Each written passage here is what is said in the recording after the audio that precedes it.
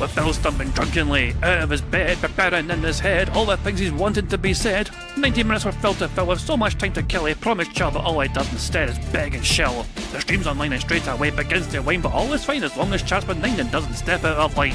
His content's immature for all to enjoy, fresh manure, but I feel sure he ran should have feel so insecure. The money earned from yesterday was withdrawn and long gone, as Phil's spending impulse is always set to stay on. His support is also slow and stays so low and fails to grow. You never know, the show may turn into an easy bingo. Most things over across the board we charge toward because his code can't be ignored. Just how much DSP makes us all feel so bored. To help us fight or sleep and try to keep alert to watch it creep we play bingo, while Phil will bitch on why his sheep are also cheap. While DSP is chasing green, we're seeing green across our screen as Phil's routine predictability rivals our soul machine. He's not in burping, leaning, ban. It matters not if Andrew fanners chatters can't see if others make him feel less of a man. Takes a drink and starts his leg before launching into a bike, pretending there for bills when truth is there to buy a wrestling JPEG. Talks about his shitty life of Claw's cat and fatty wife and all his strife will forgetting that tits done well and they were right. With drama he will react, but as an actor it's a fact as he rehearsed to be exact in how he felt he was attacked. Three streams nearly over and a win is in sight, with little white despite Phil's delight that tits were not light. We'll say alright, it is okay, and now it's time for Phil to play, but first he'll say that tits will help from being off the other day, and with those words we win again. It's never if but always when the game is won, and thanks to that we made it to the very end.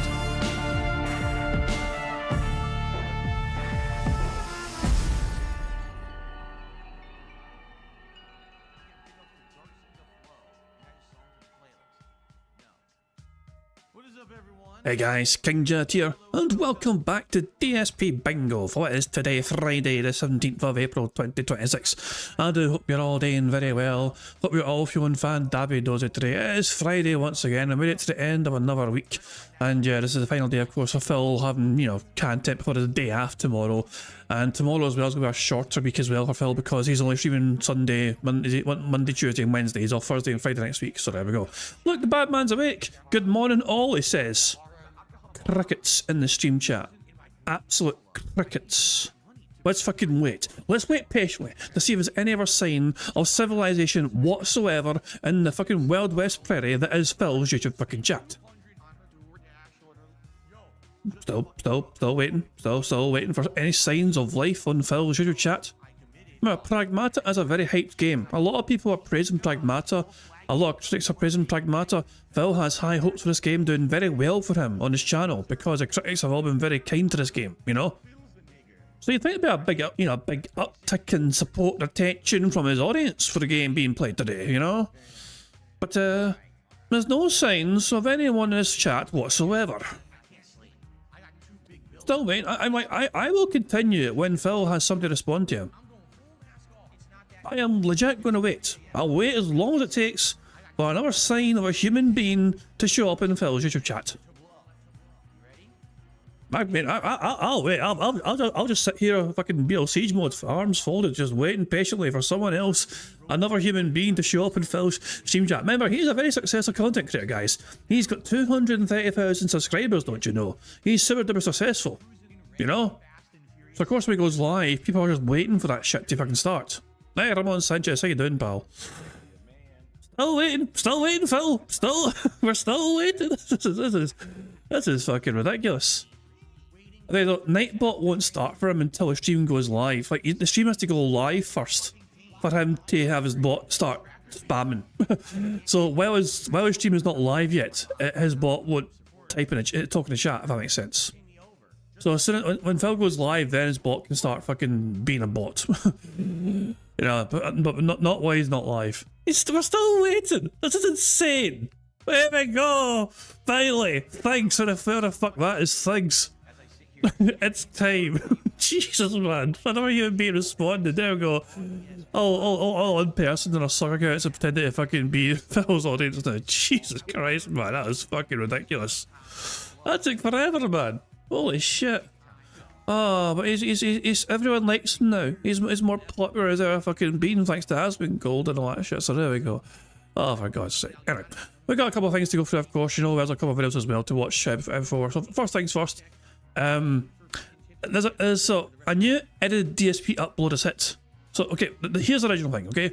A new DSP upload is hit. Also, he's weirdly proud of that clown face the editor has zoomed into.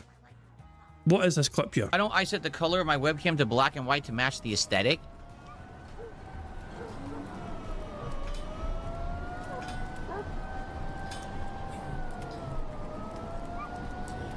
If that's what you want, all right, fine. Here we go. There you go. All right. Now we're talking. Now. All right. What's this about, Wanda? Care to toss me a cheese crumb? Or are we doing our I said. So, yeah, so in case you're wondering what I'm talking about, you know, Phil has a new edited video on his channel, which is like 40 odd minutes long, from him playing this game yesterday. Bizarre. I thought, that being said, we're wondering why the editor didn't include the full part of that clip there. Why don't I set the color of my webcam to black and white to match the aesthetic? I don't know if my webcam can do that. I can check. I don't know if it does. Let's see. The buffoon is flummoxed. Of course you can fucking do it. Most webcams can fucking do that sort of shit. It's a basic fucking feature.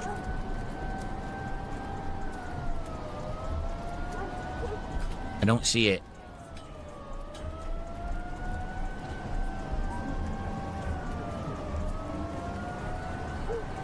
The buffoon was flummoxed.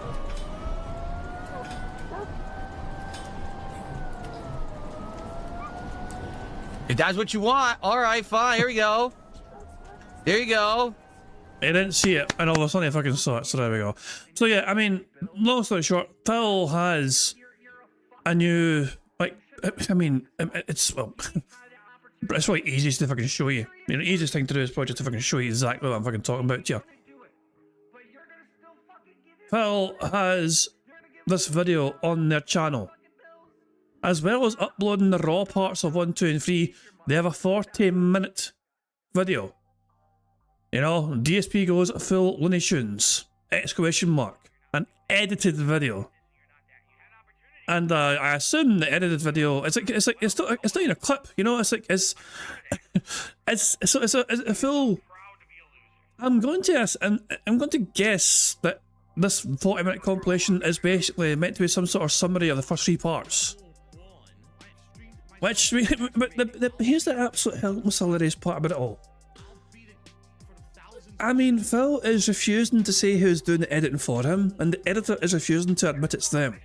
Imagine fucking being so ashamed of editing for DSP that you're gonna fucking pretend that you don't fucking do it for him, and you're not allowed to fucking be named.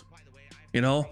I do hope at the very fucking least, lummox, they're getting fucking paid for it. You know? I do hope at the very least, Phil has thrown you a couple of bones for your fucking efforts, you know?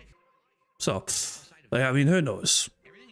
But there you fucking go, Jesus Christ. Imagine the shame of editing for DSP. You can't fucking even brag about it or talk about it, man. Jesus Christ.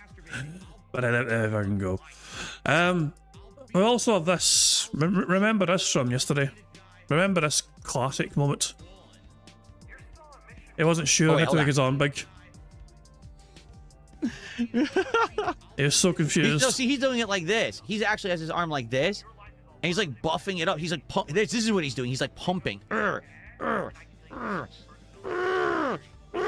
pumping it. There you go. It was pathetic. Absolutely pathetic. No matter what he did, nothing happened to his fucking arm. So this happened the previous day, and it happened today as well. No matter how successful he is, it's also different. It's also different to what account saving the fucking day.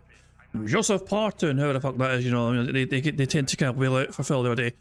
$50 super chat, I have nothing to say. No, $100 super chats today, I lied, I still have nothing to say. Jeez, I'm $150 from one individual in super chats.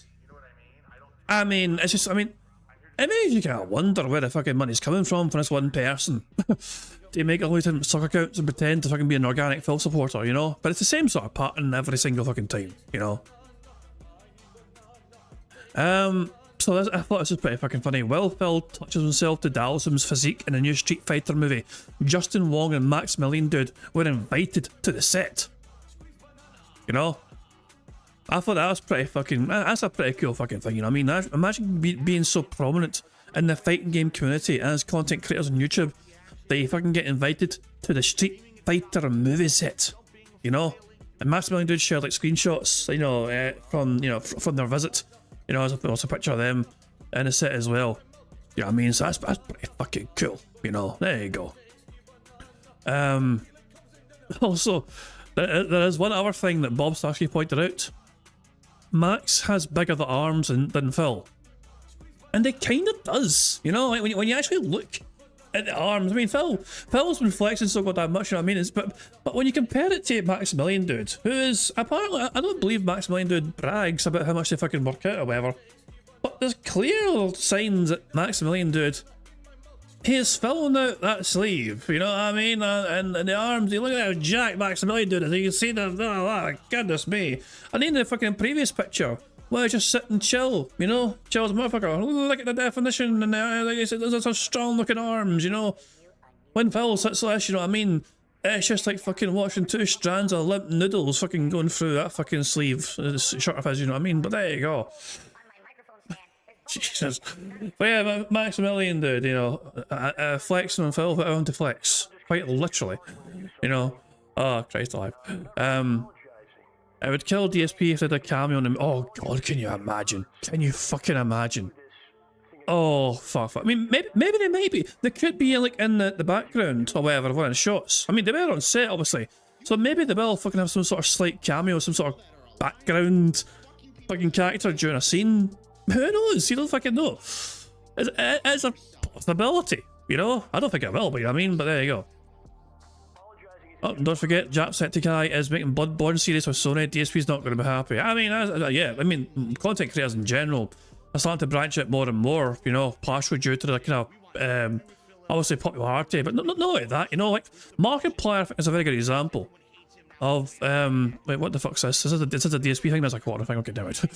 But Markiplier is a good example of somebody who, like, they were a very successful content creator, and they kind of thought to themselves, what more could I do? What more could I achieve with, you know, with what I want to do? And Markiplier had ideas and ambitions, and they set out to fucking get better at trying to learn what they fucking had to learn, you know what I mean? They went and fucking done a full dive into what goes into fucking like making fucking content and like making actual movies as well, and the fucking the full process of fucking what goes into that, from production to directing to editing to fucking effects and everything else and scripts and everything, you know what I mean? And it fucking paid off for them. A lot of work paid off for them, you know what I mean? Because they put the fucking time and effort, you know what I mean? And yeah, it's something that's got to be very admired, you know what I mean? They could have just fucking rode the fucking wave of being a popular YouTuber, you know?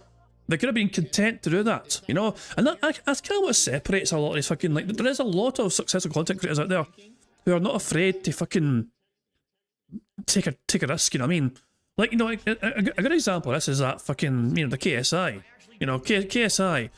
I mean, regardless of what you think about them as, you know, in terms of like the talent or whatever talent they might have, whatever, they could have, you know, they were massive as a fucking content creator on YouTube, you know what I mean? And they still are. And they could have just coasted off that success and fame and kept that going and snowballing. They have done what they wanted to do to try and do as much as they feel like they could do, you know? And it is brave to fucking take a gamble on that sort of thing, you know what I mean? They fucking tried their hand at fucking boxing, and it's like, I mean, the jury's out and whatever, they fucking did a good job of that, but they wanted to fucking try it, you know what I mean? They fucking did some sort of, not proper. I mean, they did some boxing to a certain fucking degree, you know what I mean? They tried their fucking hand at acting, less said about that, they're fucking better. That fucking, you know, apparently that movie is fucking garbage. So I tried like one fucking movie, and I was like, that didn't fucking do well whatsoever. But the fact of the matter is, they're fucking going outside their comfort zones as well, you know what I mean?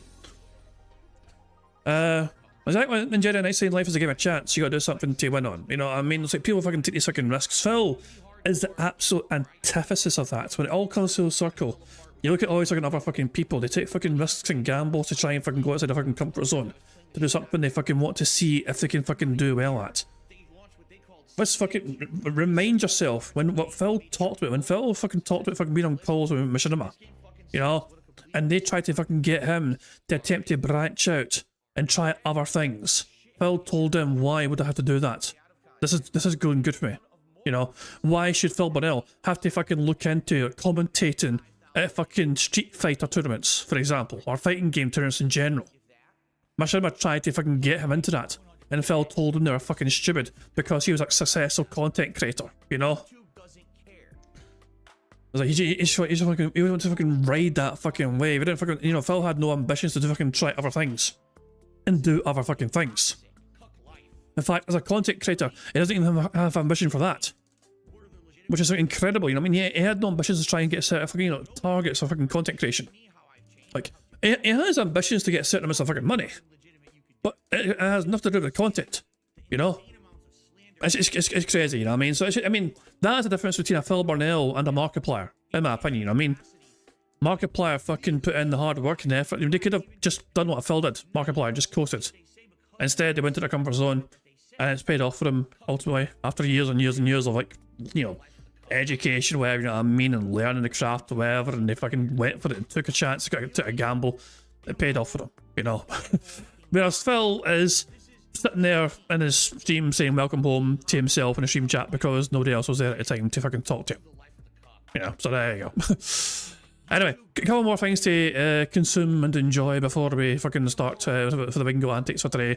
First of all, I thought it was a nice little video. Sunny made a wee thank you video, you know, and I thought it was a lovely fucking video, you know. So I'm going to share Sunny's thank you video, you know what I mean? I thought it was worth sharing. So here we go. Hello. I'd just like to thank you all for subscribing. We've now reached over the 200 subscriber mark. Thank you very much.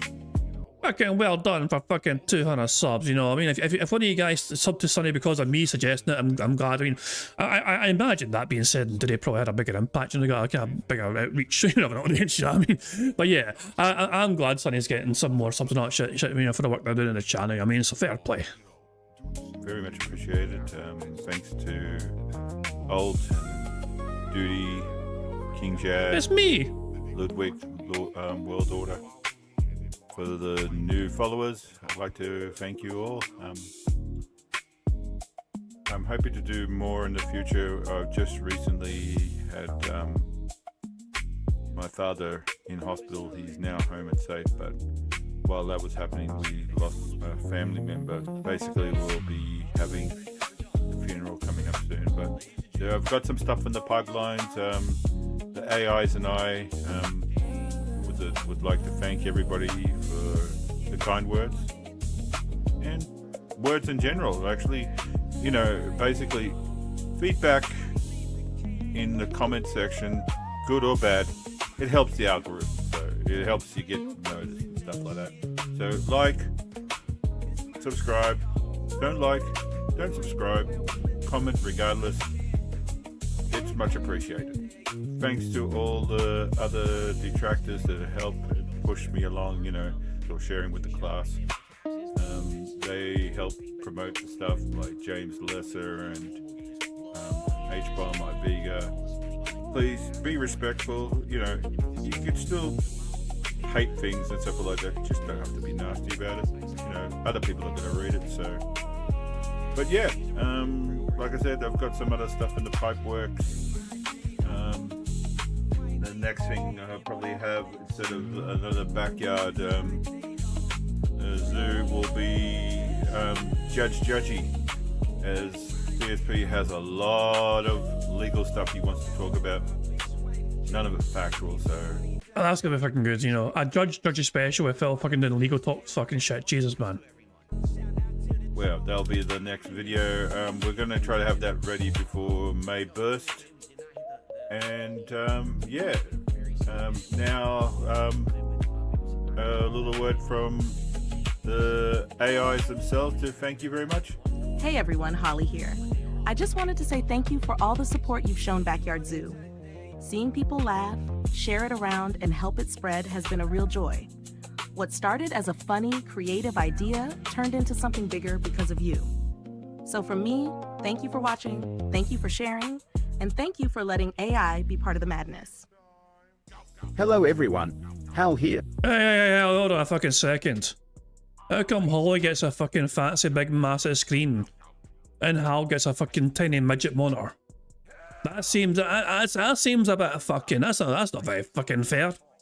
How come fucking Hal gets the midget fucking monitor and fucking Holly gets fucking 4K ultra widescreen to show the, you know, thickness off, you know? What gives her that? I've been monitoring the telemetry since the Backyard Zoo video went live, and the subscriber uptick is looking very healthy. To our new viewers, and even to the detractors who restreamed us, I want to say thank you. You're helping us build something unique in this think tank, and I'm looking forward to processing more content for you all soon. Keep the engagement coming. The data looks great. And thanks for your support, and look for you in the next video. Bye. There we go. Good stuff indeed. So Sonny being very thankful there, obviously, for the for doing getting the subs and all that. There we go. So there you go. If you haven't subbed to Sonny, make sure you do so. They'll say, you know, some entertaining content on the way. They made some, also the DSP, the backyard critter stuff. You know what I mean? Was good. And also Judgy, the legal stuff as well. It should be good as well. We have a Stop But compilation to watch before we go to live DSP.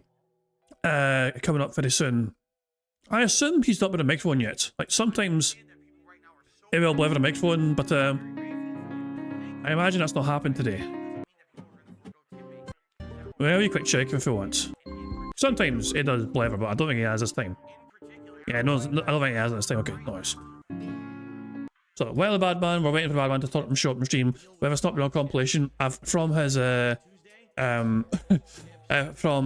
most recent well, one of his more recent streams.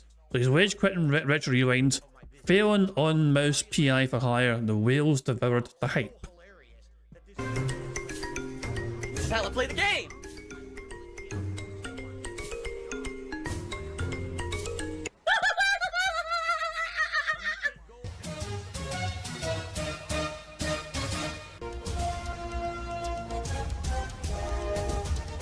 Oh my god! I have to warn everyone. Warning. What you may see right now is going to be absolutely disgusting. Sound good? Sounds good to me. But number one, we are 12 hours into it. I agree it's gotten more repetitive and not as interesting, that not as much is happening. We're not unlocking as much. And I've noticed that attendance and support have dwindled. So let's see how it goes tonight. Like I said, we have 3 games that currently are in consideration to kind of either quit or go, you know, scale back how much I play. This is one of them. Crimson Desert's one of them. And RimWorld's one of them. So let's see how it goes tonight. If we have an outstanding night, then absolutely I'll keep playing next week. If we have just an okay night, then maybe I'll just scale it back. Maybe we'll play this like once a week. If the night sucks, then maybe we'll get rid of it. I don't know. Spoiler alert, the night sucked. We'll see. It's gross. It's for this. It's not because they love what they're doing. It's not because for the love of the game or because they're true gamers. It's for this. And this is what it's become. It's not about putting out a quality review. It's not about putting out a quality playthrough or quality stream. It's about making this. What an idiot. This guy says, how does eating fast food benefit anyone but you? Why would it benefit anyone? It's just a piece of content I put out. Wait, there's no benefit. It's just content to watch. You don't have to watch it if you don't want to. What the fuck are you talking about, you idiot? Again? Just love how defensive it fucking gets when someone fucking challenges this fucking narrative, you know. Someone pushes back on how the content's meant to be fucking quality, you know. Is this really good content? You know what I mean? And the fella's like, what the fuck are you talking about, you fucking idiot? It's just content, you fucking idiot. How fucking dare you question me and my fucking greatness? Banned. Tonight, if you like this game, please stick around, engage and support it. Let me know you want me to keep it in my rotation. Okay, I'll be right back.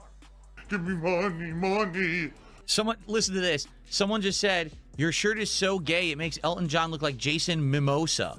That would be funny, except you're so dumb you actually think that the actor's name is Jason Mimosa. That's the bit you took umbrage with. Okay? Good lord. Okay. But guys, this is it. One final hour here. Unless things pick up, man, we've had low support tonight for this game. And I said, we got games on the chopping block where we have to decide what's going to stay and what's going to go to make room for the new releases.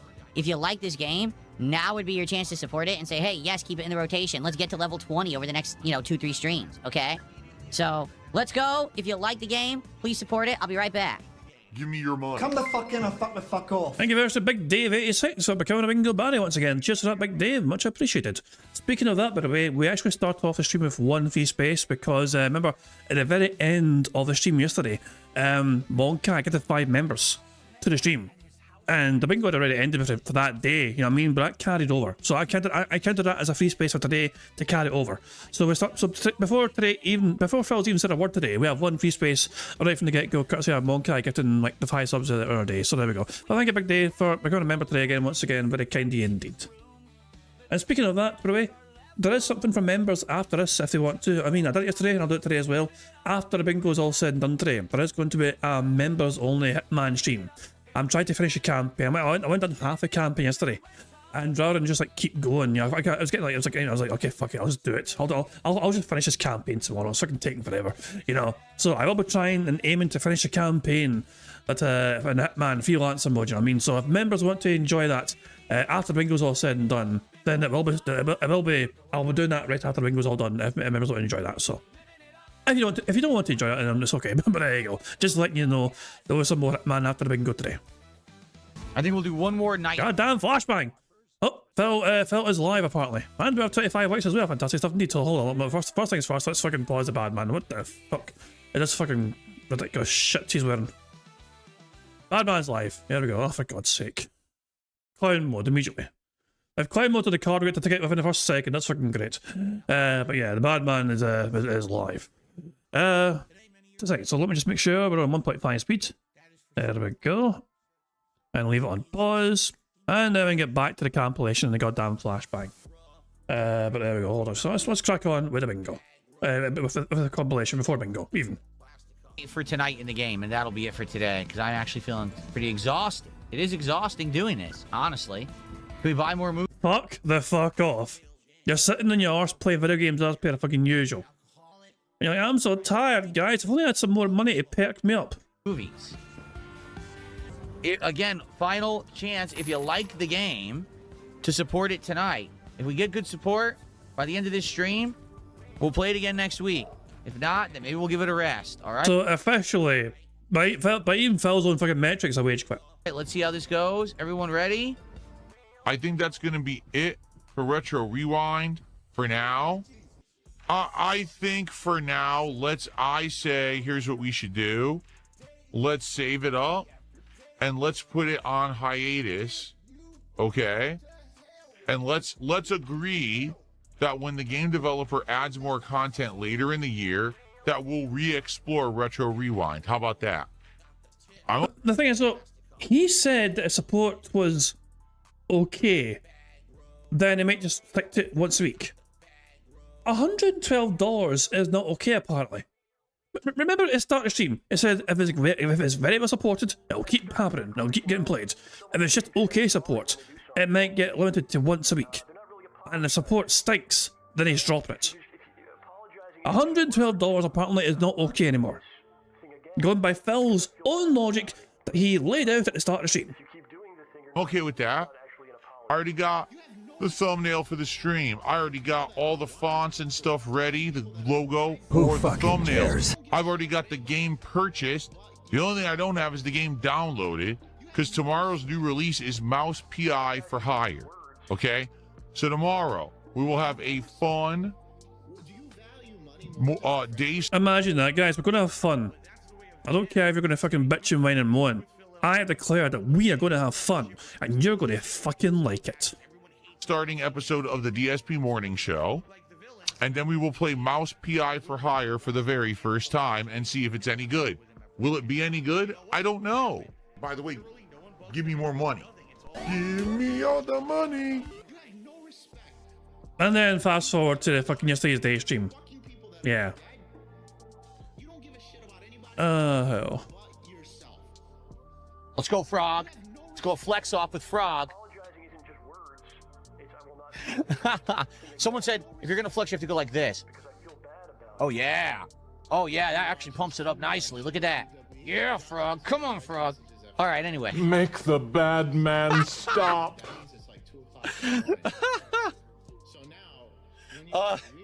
So a lot of people are saying it's Lummox. I'll tell you one thing, Lummox did not respond to me when I tweeted him earlier on. When I tweeted him a few days ago. I had a tweet to Lummox, you know, and I didn't get a response from him whatsoever, you know. As I said, since DSP is supposed to be too busy enjoying his wedding anniversary to do work, does that mean Lummox has been granted manager privileges on his channel? If so, Who's at least paid you Lummox? I'm sure Darjak will offer advice if needed, and Lummox hasn't.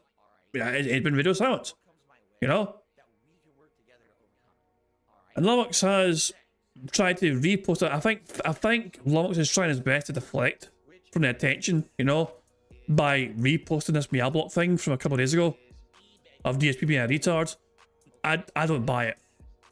A lot of people have seen the video and they think it has a lot of similarities to the style of editing that Lummox does when he does his Wings content, you know?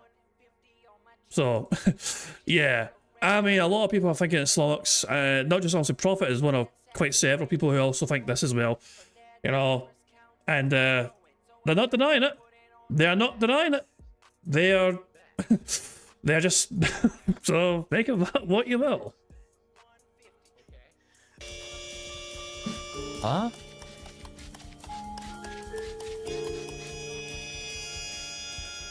Don't you have to push the pins up? For a lock-picking game, don't you have to fucking push the pins before you fucking get to the end? Why is Phil treating us like some sort of fucking maze? The pins aren't pushed up. Huh? They're not explaining anything. Oh, okay, watch. Oh, I mean, I could fucking tell that immediately. Personally. I mean, it's a fucking lock, for God's sake. It seems pretty straightforward. okay. They didn't explain it, guys. The game's fucking dumb.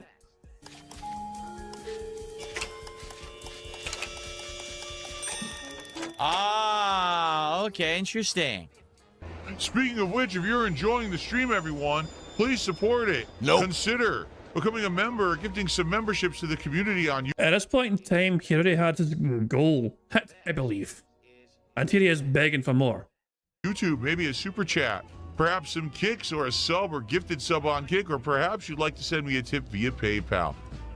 What do you mean? What do you mean we're looking at this when I say it? What are you talking about? Disgusting beggar.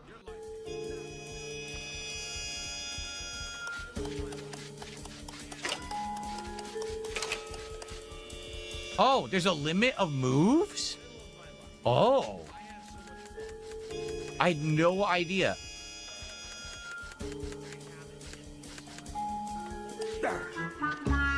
What? Huh?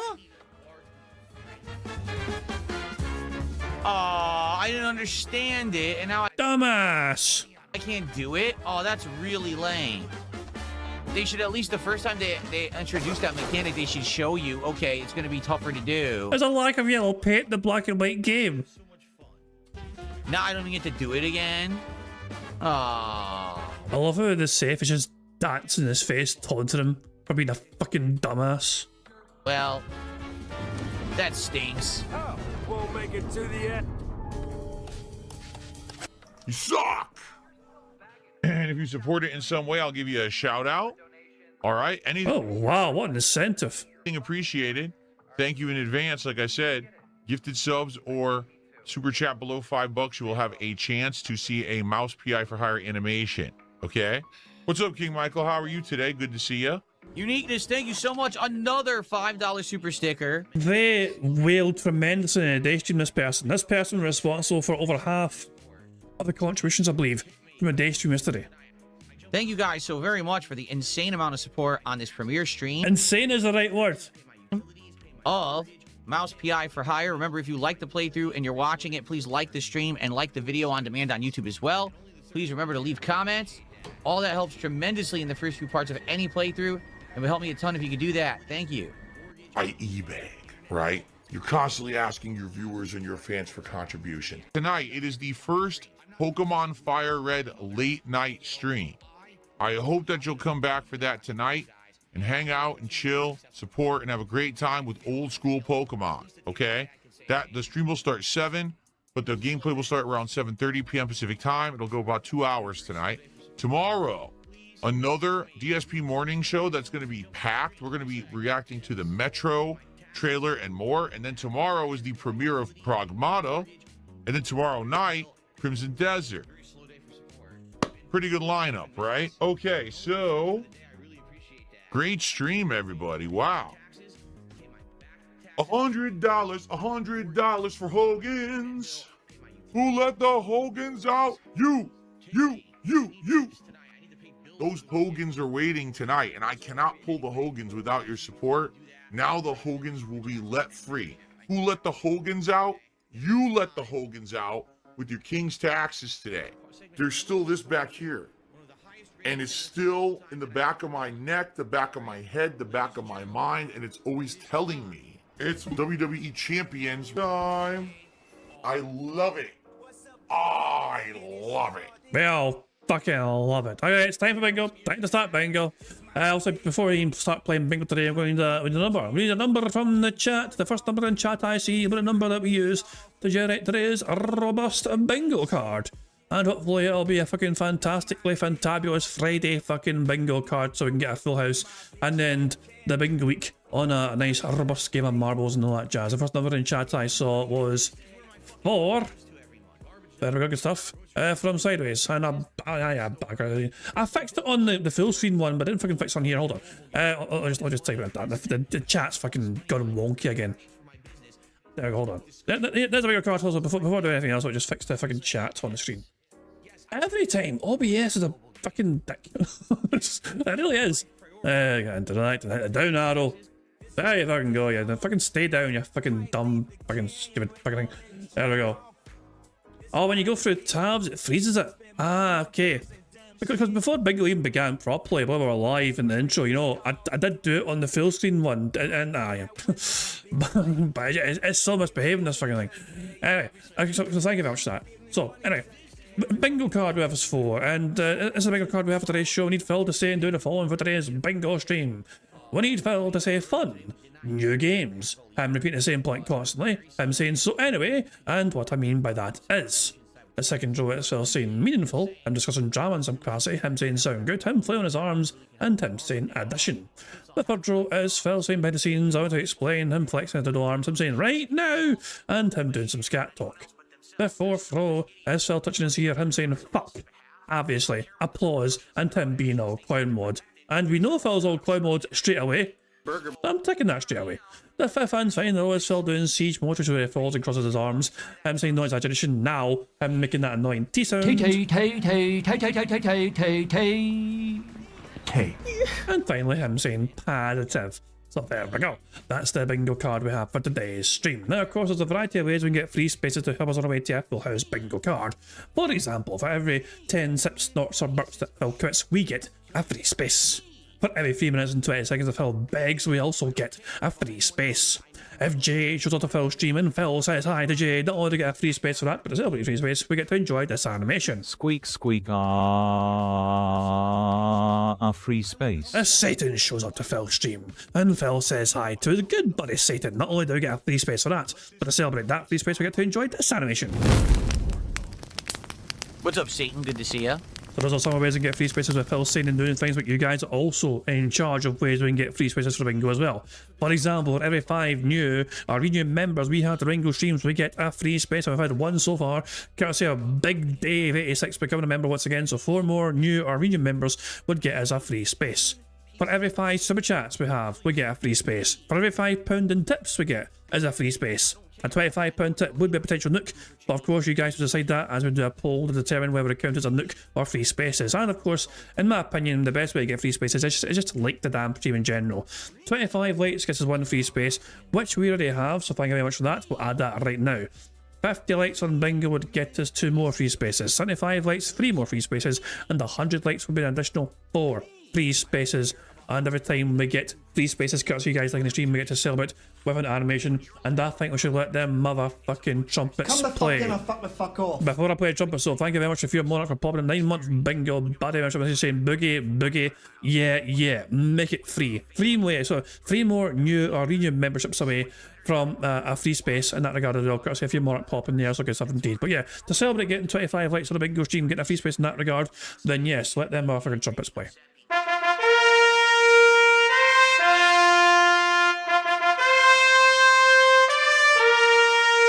One more time!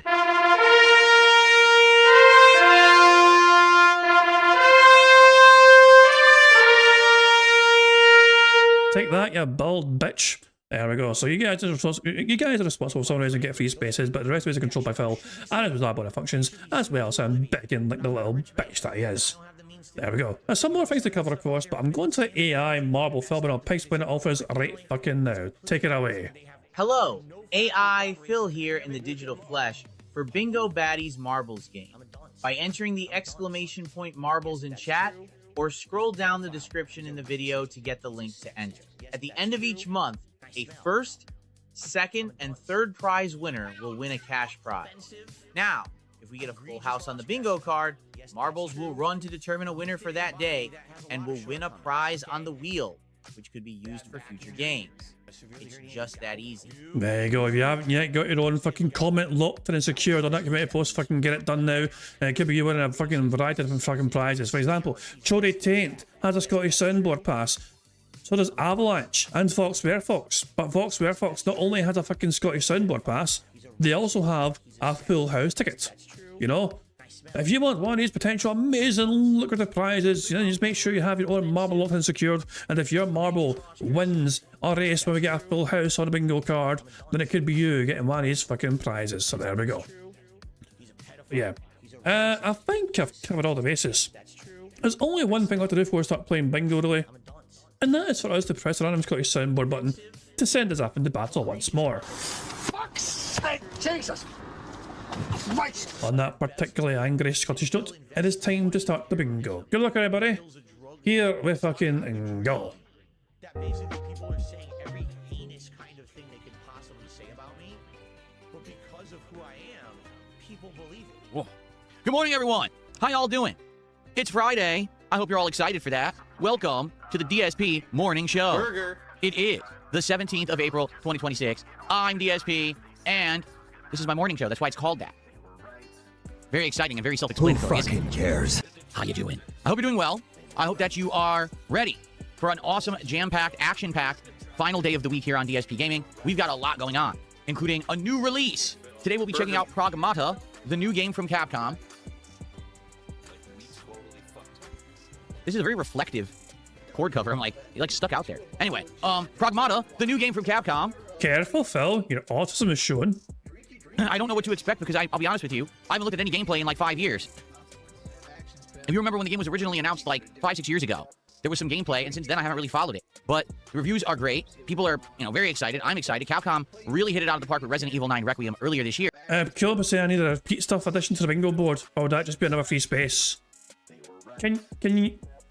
Does Burger. I mean, Burger. we have something like that. Is that not the same thing? I feel like we can take this now. Anyway, Phil has basically repeated himself quite already, so we take the square. But yeah, I feel like we have this already. Repeating stuff feels like it covers this kind of category here, where you just kind of repeating the same point constantly, So there we go. I feel that covers that base, Maybe you disagree. I don't know. Maybe you have something more specific in mind in that regard, I don't know. Anyways. I mean, I'm always happy to get suggestions for the bingo board. Don't get me wrong, but I was trying to think if you had something different in mind, where it's something similar to that, but something different if you make sense. Also, well, things like right now, which is a little mannerism for Phil, but it's similar to it's similar to now. I'm just saying now, but those two things are quite similar. But they are different fucking squares. But I'm always happy to get suggestions for bingo board stuff.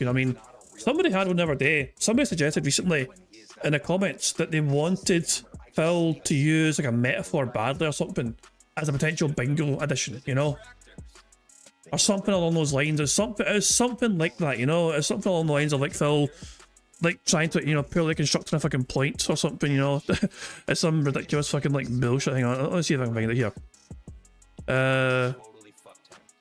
I'm not sure. I'm trying to find the comments. Okay, I don't know if I can find it. But let's see. Where was it? Where was it? I will find you. I will find you. Damn thing I saw. Or maybe I will. I don't know. Here it is here. I think here it is here. Where was it? I fucking lost it again. Oh yeah, here it was Runamoy. It was Runamoy. I think it's just here. Maybe add a bad man uses a metaphor, uses a common expression, wrong space. You know, which I thought was an. I mean, Phil does do that sometimes for sure. But it's like, is it often enough to fucking get included in the bingo card? I don't know. I mean, it's something to way up. And yeah, some of these things can also stay in the bingo card things, and something could go if they're not used as much. You know, like Phil saying experiment isn't as prominent as it used to be. I think Phil's done with his experiment, so experiment might fucking disappear now from the bingo cards. So yeah, I mean, but yeah, I'm always happy to get some suggestions for things to add for future bingo cards. Here, so stands to reason that perhaps this outing also will be a great AAA experience. I hope. You know, when you have one AAA studio that's still delivering, you were going to hope that they always deliver. Whenever one thing I think we definitely need to add to the bingo cards, I will say, is him fiddling about with his fucking shirt collar. But that thing only applies half the year. You know what I mean? It's a good temporary thing to have. Him messing about non-stop with his bloody shirt collar. You know? Because Phil doesn't wear shirts all year round. Only like half the time. Doesn't he? But yeah, I feel like we will add him messing about with his shirt collar for future bingo streams. So that'll be one new addition. Everyone else is floundering and failing and kind of, you know, barely surviving. You want the guys that are doing well to keep excelling. Indeed. So obviously I'm excited to see how Pragmata goes. I'm also interested to see how Crimson Desert goes tonight as a late stream. And the reason that I say that is because Crimson Desert has been up and down. Okay, since I started playing it, there was a lot of interest, and then that interest waned a bit, but then it kind of went up and down like this. Last stream actually had less attendance and engagement than I would have liked, but the support was there. So we're going to see tonight, Crimson Desert being a late night stream. Will it continue to do well, or will it actually sputter out now because we have other new releases in the mix? I don't know. We'll find out. So I'm excited for today. What a week it has been. 6-day streaming week of awesome content. Yesterday, what a day. Let me tell you, Mouse PI for hire, absolutely excelling. Way better than I had originally expected, because I really wasn't expecting much, and I was going in there with a little bit of like skepticism. And when I Phil made $600 today, and I was like, he's not talking about the game here. When he's talking about the game doing better than he thought it would do, this has nothing to do with the game whatsoever, and more to do with the money he's got. Started playing it, it blew me away. You know, a game that plays like a classic FPS from the 90s, like think Duke Nukem, Doom, Wolfenstein 3D, with some modernization, some maneuverability that wasn't possible in those games back in the day. A great plot, awesome world design, music is excellent. Like everything about the game so far, I'm loving. So I was blown away with how good that game was yesterday, and I literally cannot wait to play it again. So I wonder why. That's a good start to the 2 new games right now. Pragmata. Yeah, the schedule next week, Mouse PI every single fucking day. Why the fuck not? Also is good. That means we got 2 great new games in the mix, and we gotta, you know, figure out how to balance those, particularly because, ladies and gentlemen, I have something to tell you. Next week is a short week for me. Thank fuck for that. Yes, Phil is off on Thursday and Friday next week, which means that DSP Bingo will go Sunday, Monday, Tuesday, Wednesday, and there will be no bingo again until probably Saturday, if I can. Yeah, I'll see if I can commit to that closer to the time. Fortunately, next week is only a 4-day streaming week for me. I'll be here Sunday, Monday, Tuesday, and Wednesday, but I'm off Thursday and Friday of next week for personal reasons. When I return, it'll be a 7-day streaming week, including 6 days of normal streaming gameplay. And then on that final day, per your request, my Mega Busting Marathon on May 1st, continuing and hopefully finishing up my Mega Man antics from last year. So it's funny Phil is doing this. It's something I want to kind of highlight here, actually. One of the bans that Phil fucking did. Phil had a ban recently, you know, regarding the May the 1st thing, you know. Here it is here. Evil fuck you guy. Does Cat ever get... No, that's not actually... That's not it. That's something similar to, you know. Does Cat ever get sad that she'll never get to go on vacation because she's stuck with an agoraphobic, closeted homosexual hermit piggy who snorts all the time? That's not the comment I was talking about, you know. But there was another one here. There was something else from yesterday, I think it was. About... I'm trying to see here. Where is it? Okay, I seen something about it. Like I think Meerkat posted a screenshot of the ban. But maybe, hold on, we'll see. we'll see if I can find Meerkat's like fucking screenshot of it. You know, I definitely saw it. I know what I saw. I saw what I saw, and I'm sure I saw what I saw. So hold on, let me see. Speaking of diddle, what is it? I know I saw something. I know I saw. I know what I saw, and I saw what I saw. Where is it? I know it's got to be somewhere around here. I know it. Also, this is DSP lifting his weights. Just nodding his fucking head while he holds his fucking weights. This is DSP's idea of fucking working out here. Where is it? What the fuck? Where is it? Where is it? I know I saw what I saw what I saw. Where are I'm fucking hell, meerkat. I'm just gonna search for fucking meerkat. Where's the meerkat? Where's the one I fucking follow? Oh, for fuck's sake, why is it so hard to find meerkat? I was gonna type meerkat DSP and hopefully that'll fucking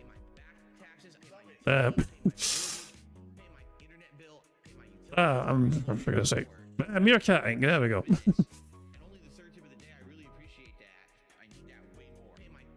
Like, I'm sure it was them that posted it as well. There it is there. There it fucking is right there. There's the ban here. Phil also showed off his new marathon. You know, I'm doing a May the 1st marathon, guys. And somebody sent a message here. DSP Gaming, does the May 1st stuff still make your wife cry? Seems insensitive to joke about it if it makes her sad. And yeah, Ian, that apparently earned a ban. Darnell P. Williams. Was that I couldn't find that on here. Was that on here? Darnell P. Williams. I just like miss it when I was trying to find it on here. Or am I just blind as fuckers and not been up to the jet? It's possible it's not like up to the jet properly either. No, that is there. It was on here. I'm just blind as fuck, boy. It was on here. I could have fucking said time by fucking just looking harder, for fuck's sake. But there we go. That was banned. That comment there was banned by DSP himself.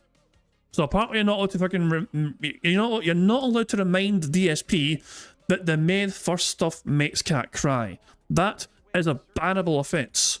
If you mention Phil's own words back to him from what he said about the fucking May 1st stuff before, you get banned by Phil, no questions asked. That's it, just no defence whatsoever, nothing to stop that. So there you go. So like I was saying, Bigger was complaining about his taxes. Do you think DSP has to pay 30k? I mean, honestly, I would be astonished. Like, I mean, DSP, surely to fuck, he's fucking got money set aside for his taxes. There's no fucking way that he can't have money set aside for his taxes. Especially with the years he's had. You know? Little upticks in support and massive fucking little boosts in support now and again, you know what I mean? There's no fucking way he's going to be that fucking financially incompetent again to not have money set aside for his taxes, you know? In terms of how much... well, put it this way, Steve. If he was desperate for fucking tax money, wouldn't we have some more guys please tip stuff coming from Phil, you know? I don't know. Like, it's quite a possibility, you know. I mean, this is why I think I don't know. Like, I mean, would he ever? Surely he's learned by now to fucking save money and set money aside for taxes. I don't know, but I guess I'll have to wait and see. You know, well, Phil disclose that, who fucking knows. That I never got to finish, including Mega Man 8, 9, and 10. So, yeah, we've got a lot going on. Very exciting stuff through the end of this month. But sadly, I can only be here 4 days next week. That means that next week it's going to be tough. What I might do. I tell you what, if you have to pay $42,000 in taxes, that's fucking ridiculous, man. Holy shit, man. That is a huge chunk of change that you fucking pay in taxes. Although, then again, it does illustrate, like, he was making some good money, courtesy in part due to Lolka Live, because he got paid well for that. And he, by his own words, had set money aside as potential savings and investments for the future, for his, like, you know, for long term. But if he didn't plan and set aside off tax money accordingly, then yeah, that's probably why I can understand why he'd be upset with that, because perhaps his own calculations or his own preparation for the tax money was actually more than he thought it was going to be, which is why he's upset about that. You know, that's a hell of a lot of fucking taxes to pay. Like, he pays, that is more. So Biggie pays more in taxes than I fucking make per year overall. You know, that's a fucking harsh reminder of my fucking peasant status, you know? Is go to, like, let's say Pragmata today is good, which I don't know if it's going to be, but let's see how it goes, right? If Pragmata today is good, then likely what I'll do is we'll do, like, Sunday, Mouse PI for Hire, Monday Pragmata, Tuesday Dragon Quest, And then Wednesday, whichever game people are liking more as the first stream, and whichever game, it's still good, but didn't get as much attention, maybe play it as the late stream on Wednesday, so that way we're playing both new releases on Wednesday, okay? That would leave some night streams open for games like Pokemon Fire Red and RimWorld. We'll see. We'll see how things go, okay? So anyway, yeah. Anybody care what this guy thinks? No! How's everyone doing? Let's see who's here this morning, shall we, on this lovely morning show. On the YouTube side, we got Biggs, Dark, OJK, CHMF, Bosnian Hog Hunter, Howard Gray, Piricato, King Michael is here. What's up, King Michael? Everybody loves Draven, and Brian. On the kick side, we've got Hassan, Eddie Chill, Mario Handcart, Stolen Valor, Jasper Kitty D8. The username is already taken. Spoons. Who else do we got? Supportive Support is here today. Hogan is here today, brother. Indeed. We also got Grandmaster Scrub, Mandels, Musty Squatch, McGilligrod, Rose Diamonds, and more. Good morning, everyone. Welcome. Thanks for being here for this lovely morning show. So, what is on the agenda? Jonathan, good morning. Good to see you. What is on the agenda for this morning? Well, there's one thing I absolutely definitely want to do. I want to react to the Metro 2039 trailer. Now, to warn you all, it's very long. It's over 6 minutes long. I don't know if I want to watch a 6-minute gameplay trailer. I think it's going to get boring. But maybe just to get a gist of what Metro 2039 is going to be, we'll watch and I'll react to some of this today. Shockingly enough, apparently it comes out in the fall. They are not afraid of GTA 6. They're going to come out at that time frame, which is interesting. I think a lot of games are going to shy away from fall release this year, but not... But GTA 6 comes out in winter, doesn't it? November is winter, in my opinion. So that's a winter release. Metro. So we absolutely will react to at least some of that on today's show. Outside of that, I'm not sure what else we want to talk about. I will just say this. If you haven't seen... If you haven't seen any of the Mouse PI for Hire gameplay yet, maybe you've been holding off to watch it and you haven't pressed play on it yet, we've got a nice stylized montage for you. I put it up last night, all right, right before I was like getting ready for sleep, basically, all right, and made it the highlighted video on this channel. So if you haven't looked at the gameplay yet, maybe you want to watch the montage to see if you like it before you indulge in 3+ hours of gameplay, all right? It's got some editing there, some highlights. You might like it. It's right now the latest video on the channel again. I hope that you guys will give it a look. And obviously, let me know what you think, okay? Maybe. Okay. Let's check out then, shall we? Let's check out. I mean, not directly. I'm going to his channel and see how he's fucking doing, but I'm not actually fucking going to watch the fucking thing. You know? But here we go. Here is Phil. So Phil is doing his absolute best here. I think Phil was hoping that this would fucking get ahead of the Memologies and the Snort Burnells and the Dudies to try and fucking game the algorithm here. After 11 hours, Phil has 600 views in it. 600 views in 11 hours. Yeah. I mean, he got more views of part 1 overall. You know, 918 views 18 hours ago, so yeah. I guess this is meant to be some sort of condensed version, and yeah, he's making Lummox work overtime, you know. You fucking get that shit up immediately, Lummox, you know, how fucking dare you, you know. But there you go. But Jesus, man. But yeah, I think Phil was kind of half open for some sort of viral sort of, you know, Memology style views here, you know. It's, yeah. and he is plugging it desperately, hoping to get more traction in it. So as far as I can tell, Memology didn't make any compilation from him playing this game yesterday. Snort Burnell covered it in part, you know what I mean? But I don't think like they. I mean, also let's check Snort Burnell. Check Snort Burnell. They kind of covered part of it, you know, and their video after 19 hours. Has you know, which includes part 1 of Mouse PI, has 2.4k views, you know. But yeah, Phil is definitely hoping for some ridiculous numbers for this fucking video because he's hoping to get it up there on his channel as soon as fucking possible, as quickly as fucking possible, trying to beat the fucking detractor recovers, to try and get the views that he usually fucking gets. And yeah, look at that, it's no fucking happening. It ain't fucking happening, Phil. No one fucking cares.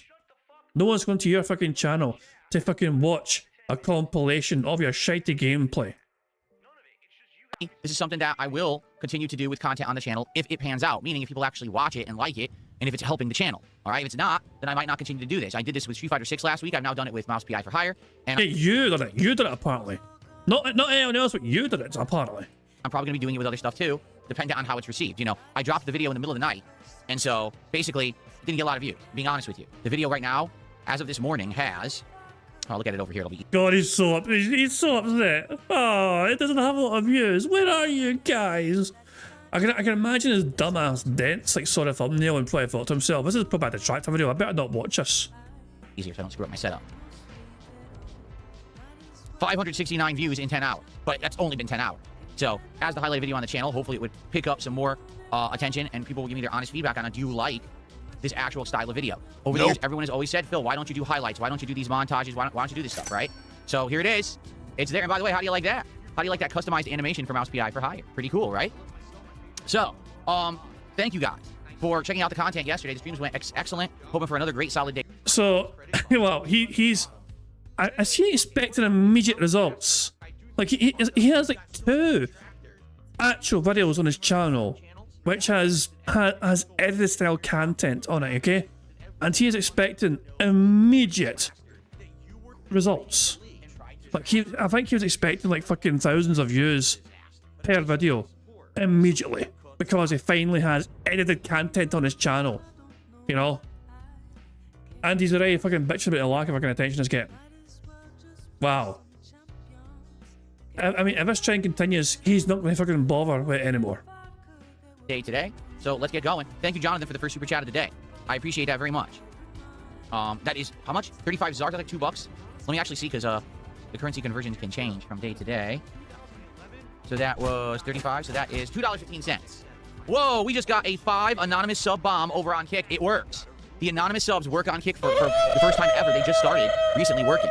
So someone dropped 5 subs on Kick, and we're going to get that on the leaderboard in a second. Just allow me to get Jonathan up on the leaderboard for his super chat. Thank you, Jonathan. And so we have 5 anonymous subs. Thank you. That is a whopping $25 of support over on Kick. Thank you so much for that. I'll be honest with you. I'm happy that they finally fixed it because I've now streamed on Kick for nearly 2 years, right? I started in like the fall of 2024, and I hate to be, transparent about it, but I will be. As people know, a lot of people who support my content get harassed. Just because you support DSP, people might come after your channel, your social media, nasty comments, thumbs down bullshit, right? People have wanted to do anonymous gifting on Kick for years. But what's happened is when they try to do it, it reveals their real name when they do it. So there was no point in saying anonymous when in the pop-ups it would say, oh, here's the person who did it. They finally fixed it. So now as you can see, all that happens is it says that these people all got a sub for a month. And it hides the person's identity. So now you can safely do anonymous gifting, which is awesome. So thank you so much to whoever that was. The 5 anonymous gifts are very appreciated. This could be a game changer to Phil. I mean, I'm going to go out on a limb here. I think this is actually going to fucking work well for him financially. I have a feeling that some of the Kick-style whales will lean into the anonymous side of things and just fucking go ham with it. I've just got some sort of feeling that it's going to be the case. Very nice. Hopefully I'm wrong, but I have a feeling this could basically fucking be... Yeah, this might do well for him, I've got a feeling. But hopefully I'm wrong. Okay. What's up, Figs? Good morning. Yes, Noble Times. I reacted to the Street Fighter movie. I see Jade! Say his name, Phil! Trailer yesterday on this very show. And shockingly, I can't believe this one, guys. It didn't get claimed. None of the trailer footage and the song that they played during it, none of it got claimed. So you can actually watch it, and I actually can monetize it. That's like the first time that's ever happened, where I react to a movie trailer and it doesn't get claimed. I'm shocked. So good stuff. Can we get a RimWorld fails montage? Well, the villain, we'll see. Like I said, I'm interested in doing so much new stuff. I'm listening to feedback. I'm trying to give you guys what you want. All right? I've gotten feedback that said we want some montage content rather than always watching the raw content. If you can do some like montage and things like that, then, maybe more people would come to the channel and just watch the highlights, right? And then if they're interested, they'd go to the raw playthrough or whatever. So I'm giving it a try. We're going to see what happens. Okay? If people actually, bite at this idea and will watch the content, then cool. But here's the truth. It's a lot of work. It's a lot of effort. For who? Not you. Don't you fucking dare try and imply that you're fucking doing anything additional extra effort on your fucking part here. Don't you fucking dare. Because it's not you editing the fucking shit, and we all fucking know it. Oh my fucking god. Oh, no. I'm not prepared for this. I'm not fucking prepared for this. Okay, go on, Phil. I've rewound it so we get full context. Tell us how much fucking work it is, Phil. By having someone else's fucking edited fucking video. They edited for you. How much extra work this is for you? Please tell us. Bite at this idea and we'll watch the content, then cool. But here's the truth. It's a lot of work. It's a lot of effort. And it doesn't get a lot of views. For example, the one that we put out last week, which was the Street Fighter 6, me quitting Street Fighter 6 a week ago, I think it was well done. Okay, it highlighted me completely crashing out, sucking at the game, and saying, I quit, I'm done with this crap. People who watched it liked it.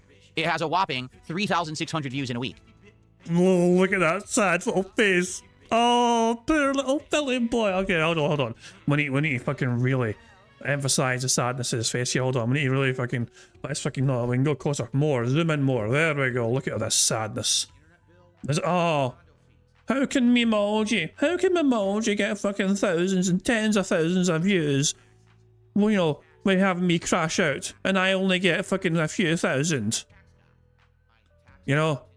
And as I think, a few thousand views extra more than usual is better. It's better than usual. That's on one video. He has more views than sometimes he gets in a full day's worth of content he uploads to his channel. Sometimes, maybe even fucking 2 combined sometimes. Use the mouse pointer as a tier. Wow, fucking wow. I don't know. I try to simulate tears, you know. They gotta fucking navigate down the fucking snort sacks, you know. So go this way, you know. But there we go. Oh, Christ alive! But he's such a sad boy. Okay, how about this then? How about this? Okay. Hold on. Fuck. Hold on. What have I done? Shit. What have I done? Get the fucking live chat back open. I mean, close the live chat temporarily. So hold on. Let's zoom back out first of all, and secondly, let's do a little comparison, shall we? You know, so Phil Burnell. So hold on 2 seconds here. Phil Burnell, we'll go to your channel, and then as a comparison, we will open up Memology's channel. Okay. So. First things first, we have DSP Gaming, okay? And then secondly, we have Memology, okay? So Phil said, so it's a week ago. Phil's Street Fighter thing was a week ago. Scroll down here, we'll find it here somewhere. But as DSP epically crashes out and rage quit Street Fighter 6 for good. 6 days ago, 3.7k views. Now, let's see Memology, shall we? Let's fucking see how their video on Phil crashing out playing Street Fighter fucking did. 18,000 views 8 days ago. Memology got there before you, and they had most of those views in there watching you crash out playing Street Fighter before your video was even up. You know? I would say you were extraordinarily late to the fucking party, Phil. For that one. There's a reason. So 18,000 views on Memology after 8 days. Which is actually, it's actually not that good. Comparison, 26,000 views of Memology for the Crimson Desert crash out 2 days ago. You know, 32,000 views for a 3-day video. You know, like 18,000 views for Memology. You know, not as, I mean, he can do better. I mean, if you look at his most popular videos, you know what I mean? I'm just saying, you know. Oh, Jesus, man, for fuck's sake. But Phil was expecting like tens of thousands of views, and it didn't fucking happen. But yesterday though, this had a chance to go viral because like this is up there so fast. It was the same day he played it. The same day he played the game, he's got a compilation ready to upload this channel. And Phil's quite fucking sure this will fucking bring the big massive numbers to my fucking channel because I've fucking got ahead of some of the detractors here. I've got this compilation straight on my channel here. I've got some sort of fucking clickbait thumbnail, you know? And I'm speaking in the third person. DSP goes for Looney Tunes. I got my face fucking like being all clown mode. Surely this will do so well. No one fucking cares. No one gives a fucking shit, Phil. You know? What is that? What the fuck's that thumbnail? This is Phil doing his absolute best to try and muscle in and compete with the Memologies and the Snort Panels and the Doodies and all others, you know, that fucking make clips on Phil, fucking playing fucking video games purely. You know? And he's failing spectacularly. You know? Let's get back to the bingo, shall we? But maybe it's hard work for Phil. It's a lot of hard work for Phil. Do you think that 3,600 views, by the way, that resulted in about $9 of profit for me? Well, I mean, oh my, there we go. There it is. Oh, Jesus, man.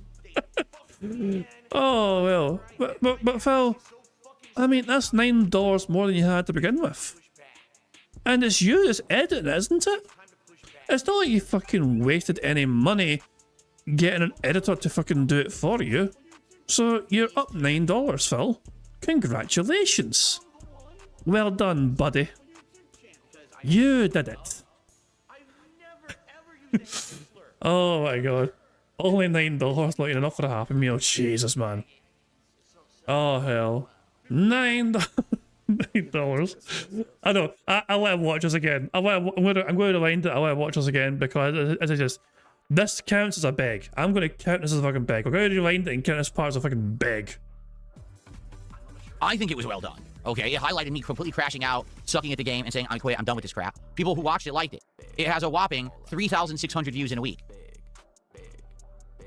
Do you think that 3,600 views, by the way, that results in about $9 of profit for me? Do you think that's worth the effort that went into the video? What do you think? No, that's the answer. No. But my hopes is that if I continue to make this style of content, that it would actually get some eyes on it. People would start to realize, oh, Phil's doing these highlights and he's doing these montages now, and they'll come by and start to watch. I mean, same. I'm exactly fucking same. I'm always fucking grateful for any fucking support I get, you know? You know, I mean, at the end of the fucking day, you know what I mean? People are fucking choosing actively to fucking give you their money because they think, you're doing something to earn that, you know what I mean? So, of course, most content creators would be happy to fucking receive that sort of shit. But Phil, he's like, fucking fuck that shit. And so, here comes the anonymous gifting on Kick. I did have a feeling this could happen. How big is this anonymous Kick member or fucking sub-bomb, whatever? Does it say? On it, people would start to realize, oh, Phil's doing these highlights can we catch you? And he's doing these montages now, and they'll come by and start to watch them. I don't think it actually catches it in time. I don't think it can catch it in time here. Nah, I think it just kind of skips straight ahead. So it's at least 5, but it could be more. But yeah, here comes the anonymous Kick gifted subs. This might be a cut theme today, you know. He's on it. People would start to realize, oh, Phil's doing these highlights and he's doing these montages now, and they'll come by and start to watch those, and it'll get its own audience as opposed to just people who are coming by to watch the raw gameplay, which is usual. Ladies and gentlemen, I just received another 5 gifted subs from the anonymous sub gifter over on Kick. Thank you so much, whoever this is. Another 5 anonymous subs. That is awesome. So now we're up to 10 gifted subs today. Thank you so much. Everyone who's getting gifted subs, congrats. Enjoy the ridiculous amount of emotes that I have on my channel and all the features that come with it. Awesome. Very good. So, with that new Kick feature, Phil has been given $50 today. Because it's all anonymous. Good morning. More people are here. Good morning, everyone. Who do we got? Jade is here. Good morning, man. Yes, fucking Jade. Hooray, it's free space. Squeak, squeak, free space. Good morning, Mr. Magoo's eye doctor. Who else? Everyone is starting to join now. How are y'all doing? Any interest in playing Black Flag Remake? Of course. Black Flag is one of my favorite Assassin's Creed games of all time. Like, I would argue that probably the Assassin's Creed 2 trilogy is my favorite of the series, but then Black Flag is probably number 2, and then probably number 3 would be Assassin's Creed Odyssey. So, yeah, absolutely, I would play Black Flag again. It's a great game. Good morning, Fighter Spot. Bonos Tecmo, we did look at it, but here's the deal. So Bonos Tecmo says, did you end up checking out the new SNK Neo Geo AES coming out in November? Yes, but let's take a look at it together. This is actually something interesting we can look at together. That's concerning. Apparently you can charge back on Kick, you know? So there you go. Not that I'm saying it's going to happen to Phil, but apparently you can charge back on Kick. Where's the website for it? I want to find it. Here it is. That's not the website for it. This is the website for it. Okay. If you don't know what Bonos Tecmo is talking about, Neo Geo is doing something pretty interesting. All right, this company, Play on Replay or whatever, is making brand new Neo Geo consoles. This is not a replica. This is not like a Sega Genesis Mini or an SNES Mini. This is actually a Neo Geo console. They're remanufacturing them from the ground up, the same as they were in the 1990s. Remanufacturing them. Oh, hold on a second. What's this? What's this I see before me? Hold on. Has Phil been talking to... Has Phil been trying to talk to somebody on the website? Or is that normal to show up there?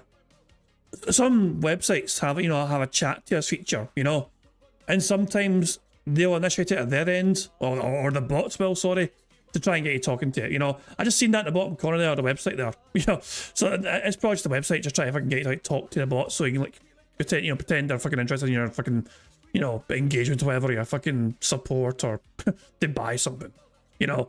But I mean, there you go. I don't know. It caught my eye there, the little fucking notification next to the little chat symbol on this website here, you know. It caught my eye. But I imagine that'll probably be there if anyone goes there for the first time. I imagine. At least I assume so. Anyway, you know. I might actually. I might test it myself. Hold on. Let me fucking test it myself here. Hold on. Let's have some autos playing for now, and I will see. I'll see what happens when I go to it. Okay.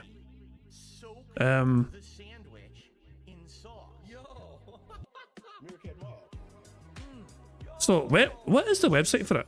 I don't even fucking know what website Phil's on. He didn't tell us what website it was on. The bad man didn't say. hold on. I'm gonna mind this shit.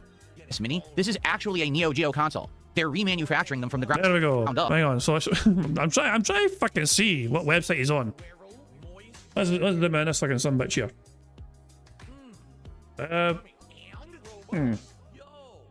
I'm trying to read the website URL.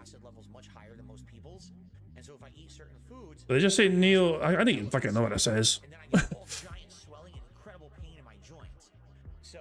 It's so hard to fucking see.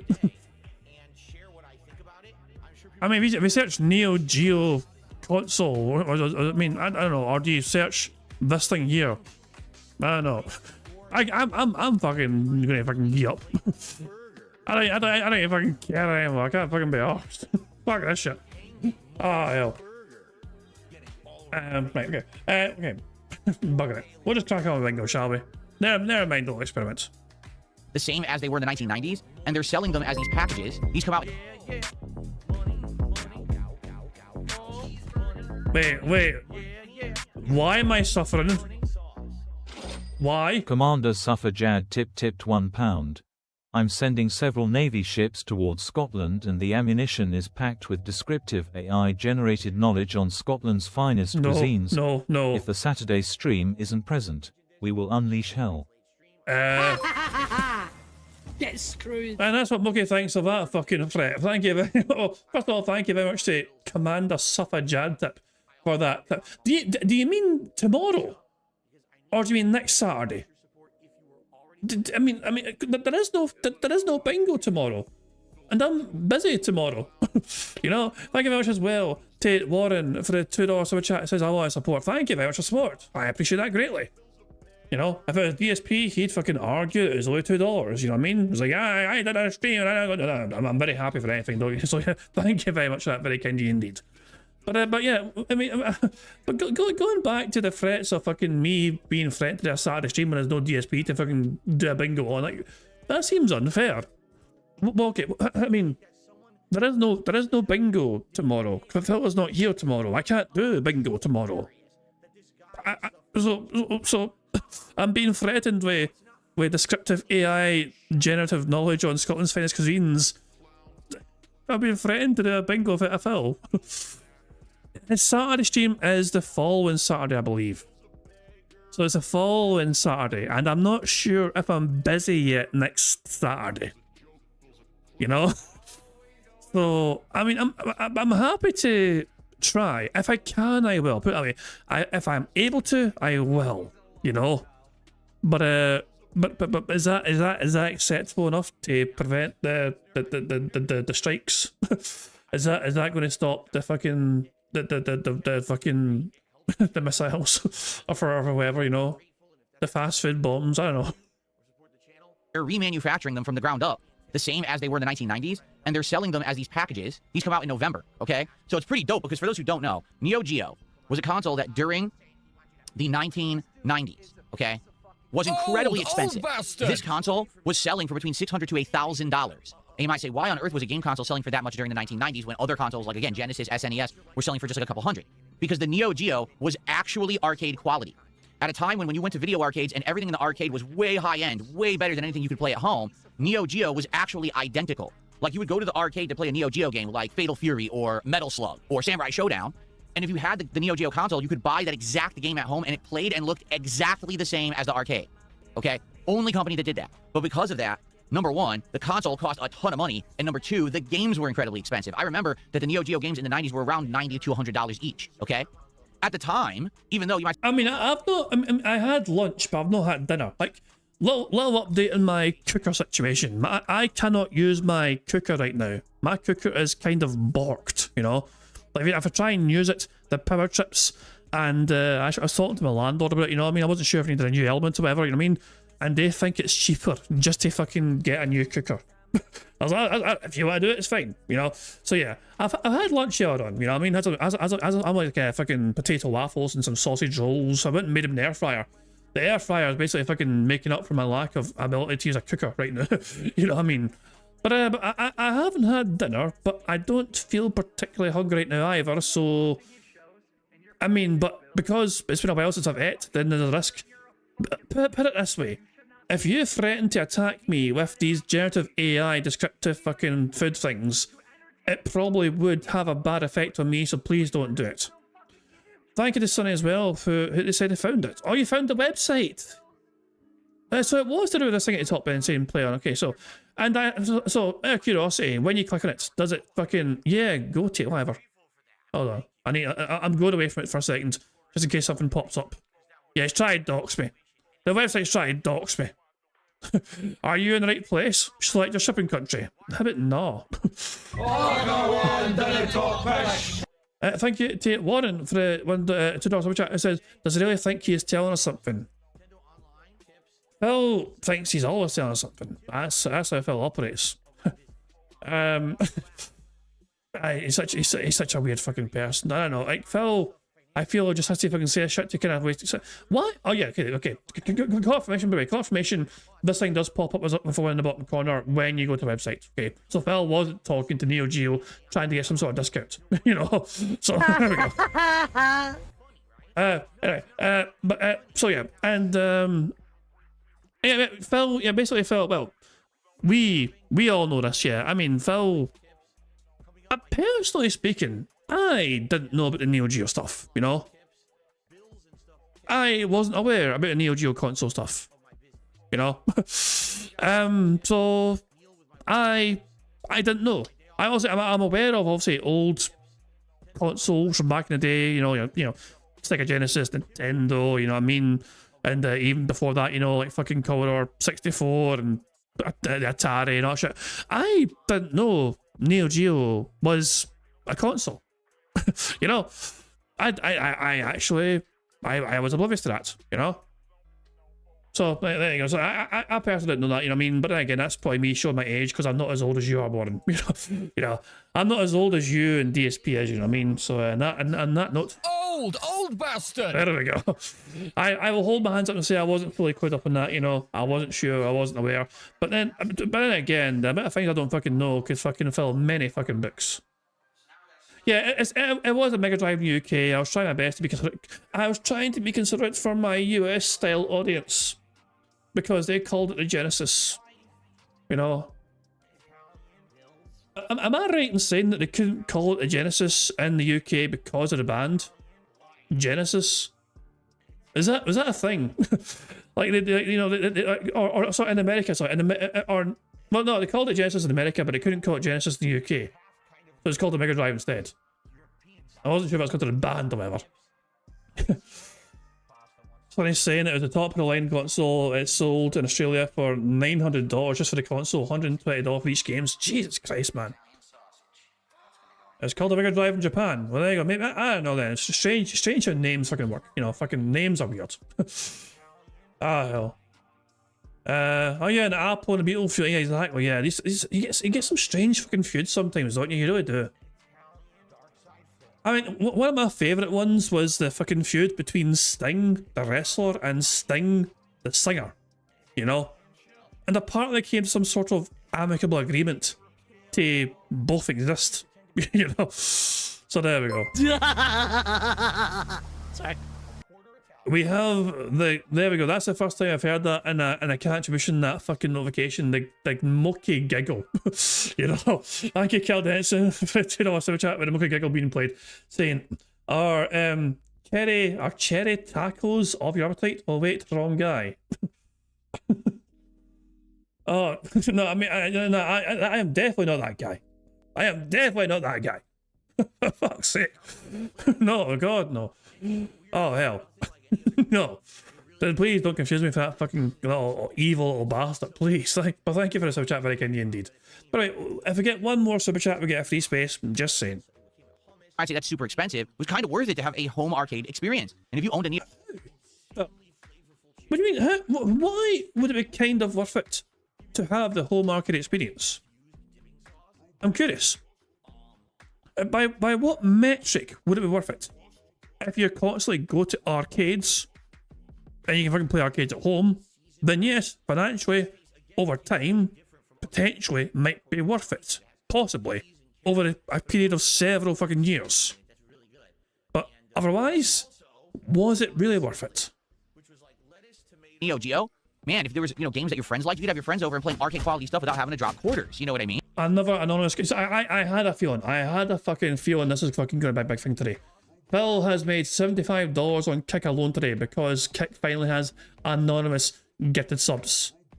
So yeah, Phil been making bank on this, And Kick, they'll be kicking themselves because they could have a bigger slice of the fucking... They get 5 cents per sub, So Kick has made a fucking whopping, fucking 15... Oh, that's wrong, sorry. I did some bad math there.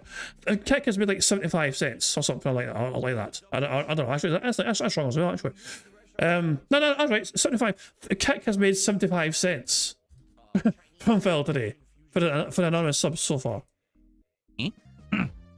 So, Neo Geo is coming back in November, and what they're doing is selling these packages. Here they are. So, this is just the arcade stick. This is a package of the console with the arcade stick. Then they have a special edition white arcade stick, and then they're doing the Neo Geo with the white arcade stick and with a copy of Metal Slug included, okay? Thank you very much to Cardenson for the $2 super chat. It says, free space. Was that you trying to get me to do a fucking Jade impersonation by any fucking means, Kyle? Was that your attempt to fucking get me to do a fucking Jade impersonation with a wheelchair? A free space. There you go.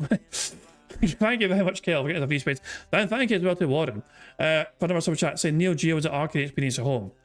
But if it cost you fucking $900 to have the arcade experience at home, wouldn't you fucking have to fucking... how much money on average would you spend at an arcade if you just went to the arcade? You get what I'm saying? I imagine you'd spend maybe... If you went to an arcade back in the fucking day, you know what I mean? I'd imagine you would spend possibly maybe 10 to 20 bucks, maybe, per visit to the arcade. I guess, maybe, at most. The console was $900. So you see what I mean? By how do you justify it? Long term. you get what I'm saying? I don't know. To me, I'm just trying to wonder. This is a lot more expensive than other consoles that are out there, and it's what is the justification for it? To spend that much extra fucking money where you can just fucking play the game yourself if you have a local arcade available to you. If there is no arcade near you, then yes, it potentially is a good thing to buy then, But Phil went to the arcades all the fucking time. His daddy took him there all the fucking time, So, you see what I'm saying? I'm just confused about the whole the merits of this. But then again, if you got it at home, I could understand perhaps, yeah. Okay, they're saying the arcade cabinets are $2K and having the console for $900 and $120 for the game. Okay, there you go. I'm just saying, even back then, that's a fucking shit ton of money. And these prices, to be honest, are really good prices. This console used to cost a ridiculous amount of money in the 1990s. So now, this is essentially going to be a new way to play these classic games, all right? And I was looking at it yesterday, and fundraiser incoming. I was like, oh, this could be pretty dope, right? So I said, let's view all. Let's take a look at all the stuff that... Dope. The dope is trying to fucking speak the fucking cool kid terminology. Yo, that's dope, y'all. And I was looking at it yesterday, And I was like, oh, this could be pretty dope, right? So I said, oh, let's view all. Let's take a look at all the stuff that's available. There it is, right? And I said, all right, look, wait a minute. What's this? The AES Plus Ultimate Library. And you click on it, and basically what they're doing is they're showing you all the games that will come with this thing. And you can either buy this, which is the entire library, or you can just click individually on games. I wonder what game he's going to fucking look for. Any guesses what game he's going to look for? And it's going to show you these are the games that will be available at launch for this new Neo Geo, okay? Metal Slug, Garu Mark of the Wolves, which was the Fatal Fury game. I don't see Street Fighter. And that played very similar to Street Fighter 3 Third Strike. It was like their King of Fighters is there though. So King of Fighters is on there. That's the one thing I'll fucking wet his whistle. Counter to that. Shock Troopers, which is a top-down shooter. Polestar, which I believe is a side-scrolling shooter. Samurai Showdown 5, which I believe was the final Samurai Showdown game in the franchise. Big Tournament Golf, which was their big golf game on arcade. King of Fighters 2002, again, at the time, like basically like their last major King of Fighters game. Twinkle Star Sprites, I have no clue, never played it. Magician Lord, I believe that's also some kind of a side-scrolling beat-em-up. And Over the Top US, which is a driving game, okay? So it's an interesting variety of games. But do you notice something? I like to draw your... He is actually a bitch about fucking Street Fighter, isn't he? Attention to this. Oh, the prices. $90. The price is insane. So this is essentially a replica game cartridge, okay? $90 for one game? Oh, Kim. The guys, I want to play this. I want to get this now. But you need to give me the money for it. Warren's fucking loving this, so. Like, what is it? Yes, take my money. Shut it. He's basically Fry from Futurama. Shut up and take my money. I'll give you every single fucking dollar I have for this thing. There we go. And there we go. Welcome to Operation Mindfuck! Case in point, Warren saying take my money in Neo Geo. There you fucking go. Cheers for that. There we go. Thank you very much for one super chat. Very kind indeed. Hey man, if it's right up your alley, if it's gonna fucking bring you lots of fucking joy, you fucking go for it, my man. You fucking get that.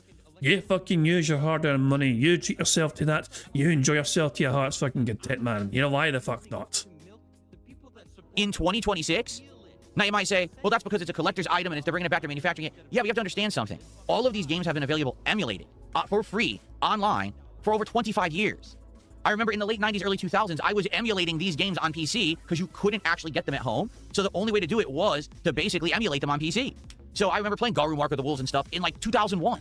Why in 2026 would I spend $90 a game to own this retro library when it's free? And so after looking at this, okay, what I came to the conclusion of is pretty simple. This is something that if you're a collector, all right, if you've always wanted a Neo Geo, you couldn't get your hands on one in the 90s because maybe it was too expensive, you were too young, and now finally you have the opportunity to own it. Cool, right? I compare this to the exact same situation we just had with the Virtual Boy, where, yeah, you can buy the stand and you can put your Switch 2 in it, and it does play these Virtual Boy games, so it's the Virtual Boy experience. But the thing is, do you really want to spend that much money for a stand? Well, do you want to spend $350 for the console, joystick, Metal Slug, and then $90 each for each of these games that have been free on the internet for 25 years? No, not unless you have money to blow. So it's a nice idea. Okay, I do like the idea, but at the same time, it's way too expensive. Like, for example, if this was coming out and these were the price tags, and then each game was $20, I'd be like, oh, so you could buy the whole library for $100. Perfect. I'm not spending $90 on a fucking cartridge for something that's on my computer right now that I can play. You know what I'm saying? That's insane. Or maybe what they should have done what Nintendo's doing and did an online subscription service. So have it that this console just plugs to the internet, you spend $10 a month, and you have access to their library of games. You don't have to buy them all, right? That would be good, but it's too expensive for what it is. And I'm not saying I can't afford it. Of course I can. I just don't want to spend. There is. Guys, I'm similar successful, but I'm not spending money on that. No, that is fucking terrifying. But I can afford it though, guys. Don't misunderstand. I can definitely afford it. I will remind you, Foxware Fox, that as well as having a Scottish Soundboard Pass, you also do remember have a full house ticket at your disposal. If Phil gets too unbearable today, you could fucking say, you just declare it. You know, I'm just reminding you, folks, that you have such a thing at your disposal here. As well as a Scottish Soundboard Pass, you do have a full house ticket as well.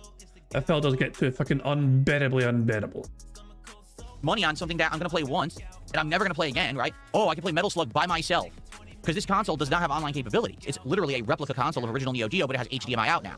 So I can play them single player or invite a friend over and maybe do co-op, and that's it. You love fucking friends. Are we still in the fucking make-believe hypothetical land, Phil, where you fucking pretend you have fucking friends?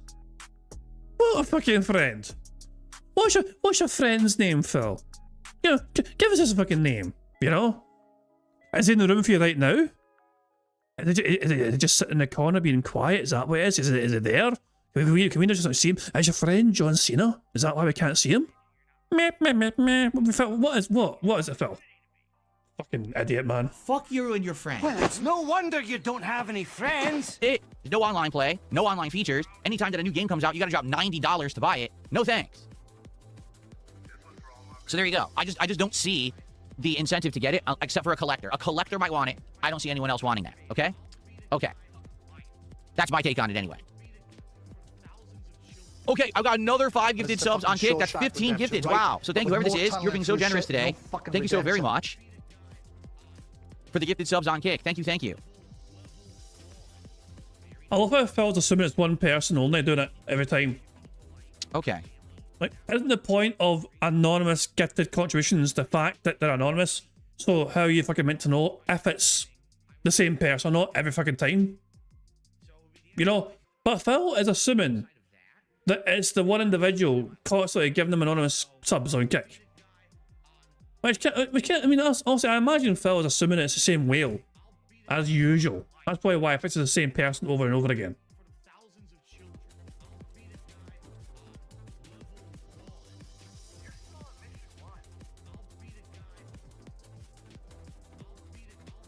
Hold on one second, everybody.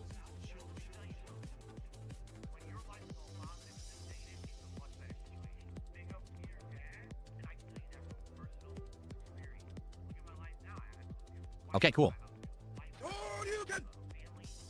Sorry, I got distracted. I suddenly had to respond to immediately, and we are good. Thank you to Shadow My Sonic for Well, that's an interesting thing for Phil to have to respond to immediately. I guess he's just fucking adding to cart Neo Geo console. $5.06. And he says, Pragmata and Requiem don't have a hardcore mode to start off. Do you think it's good for a game to make most players play on standard to start off? Well, whoa.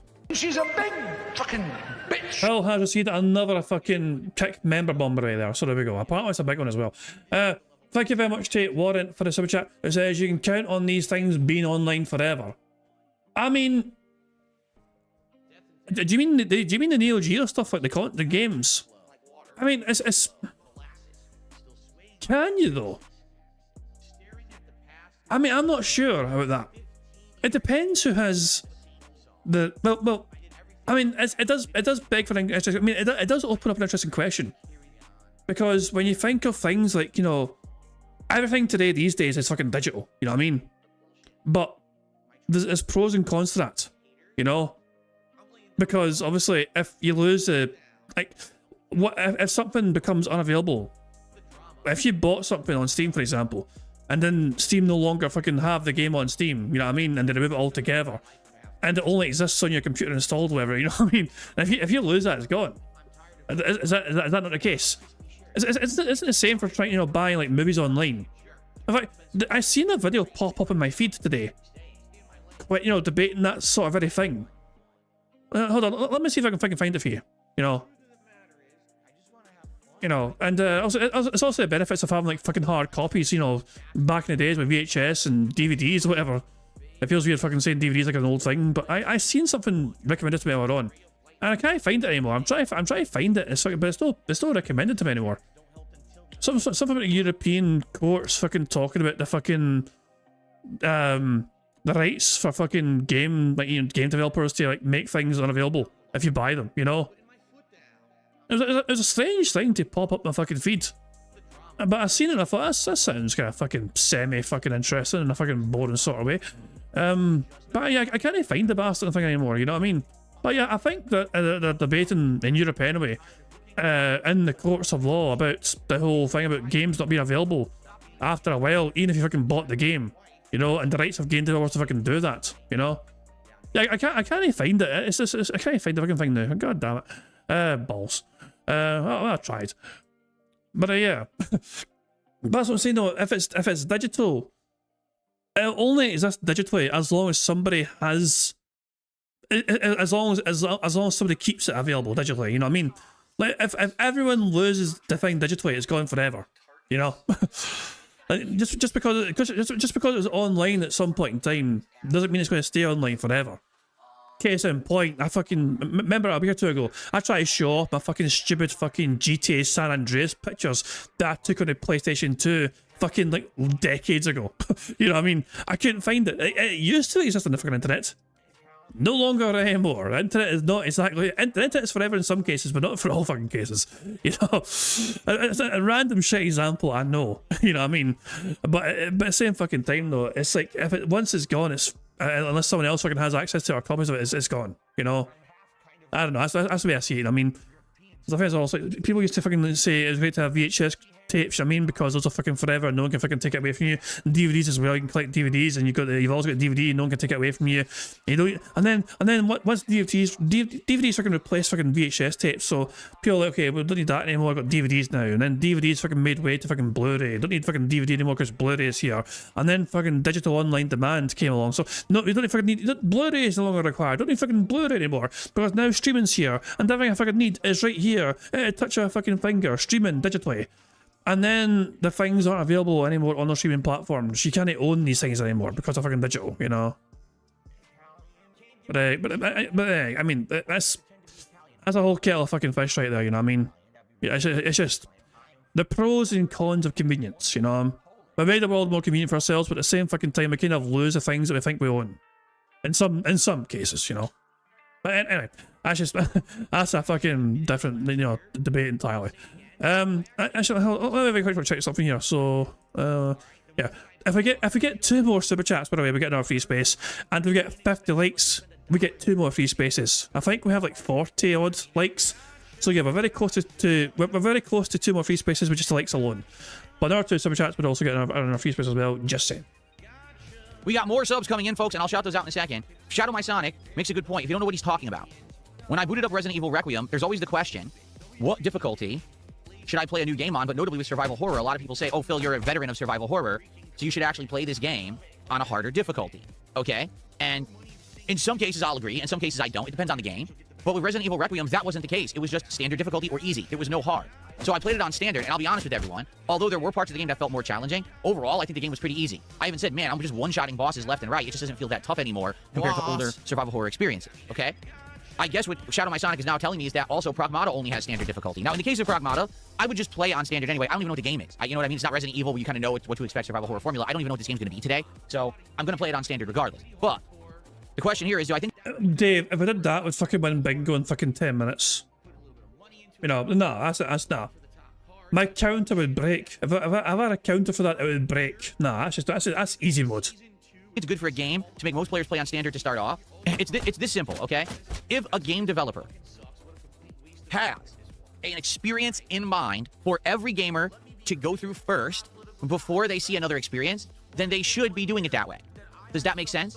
What I mean by that is, in this case, all right, if Pragmata is better experienced, more narrative focused, and being able to actually make solid progress through the game, rather than getting stuck on a part of the game that's really difficult because you're playing on a harder difficulty, and if the game developers feel that getting stuck on a part of the game could actually hinder your overall positive experience of it, then yes, they should be able to change that experience and say, hey, no hard difficulty at first. This is the default, play it on that first, and then later on, if you so choose, play it again on a harder difficulty, okay?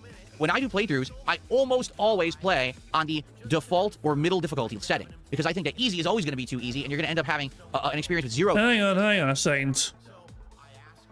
I mean, this has been looked at before. Is you know, is this fucking just a mark from him leaning his fucking wrist against the desk, perhaps?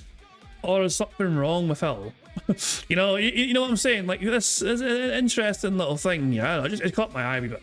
You know, it's probably just him fucking resting his wrist against the desk. Probably that, you know. Mind you though, he's always flailing his fucking arms, so how can the fucking wrist be there for that long? To have a mark be left? I don't know. I mean, yeah, make of that what you will. Strange marking on Phil's wrist. Let's hyperfixate it, you know what I mean? So Phil can tell us super duper autistic again. Well, he fucking fixes his fucking shirt collar every fucking 5 seconds. Who fucking knows? But there you go. That's what I'd point out, you know, and let you guys have fun speculating. Default or middle difficulty setting, because I think that easy is always going to be too easy, and you're going to end up having an experience with zero challenge. And what entertainment factor will you have for your audience if it's not challenging at all? But at the same time, if I go too hard, now the playthrough might be overly long. The playthrough might be hindered by the fact that I get stuck on parts, and then people get bored. And no one wants to be bored watching a streamer. So you got to find that happy medium. And in general, it seems like the happy medium is the default difficulty, right? I love how Phil's implying it's the game's responsibility to not bore our audience and not the streamer's responsibility. With Phil's logic, it's up to the game to provide an entertaining experience for the audience and not him. Then that point, then why the fuck are we watching you play the game when we can go to anyone else on the fucking platform who is more entertaining than you are? Right? So Capcom's just saying, well, we want you to experience the default difficulty first. If you really like our game, oh, it went away. If you really like our game that much, that you actually want to play it at length and play it again, then do the harder after. So that's definitely a way to control it, okay, for sure. Am I opposed to that? No. Here's the thing, I hate to say it, some people, they'll make a definitive choice, right? I want to play this game on the harder difficulty. Then they'll go on to say, oh, I don't like the game. Well, why didn't you like the game? Oh, it's too hard. I got stuck on this part. Yeah, but you chose to play it on the harder difficulty. Like, that was your active choice. The game developer didn't tell you to do that. You decided to do it. Oh, well, I think normal just would have been too easy. Well, you know, it's your fault that you chose that harder difficulty. You know, you have no one to blame but yourself. So, I don't know, in my opinion, right? It's up to the game dev, and there's nothing wrong with that. But what I would say is, I do feel like games should more often give incentive for a second run. Okay? So maybe when you beat it, you unlock certain content, maybe New Game Plus, then you want to go back and play it again, get your money's worth out of the game. If you feel like you didn't get it that first run, then you can. I don't like a game where it's not that long, but then there's also no incentive to play it again. You know what I mean? It's different if it's like, oh, this was a 60-hour experience, then you probably don't want to play it again because it already is too long. But I think that having that second experience that's a little different from the first is a good thing.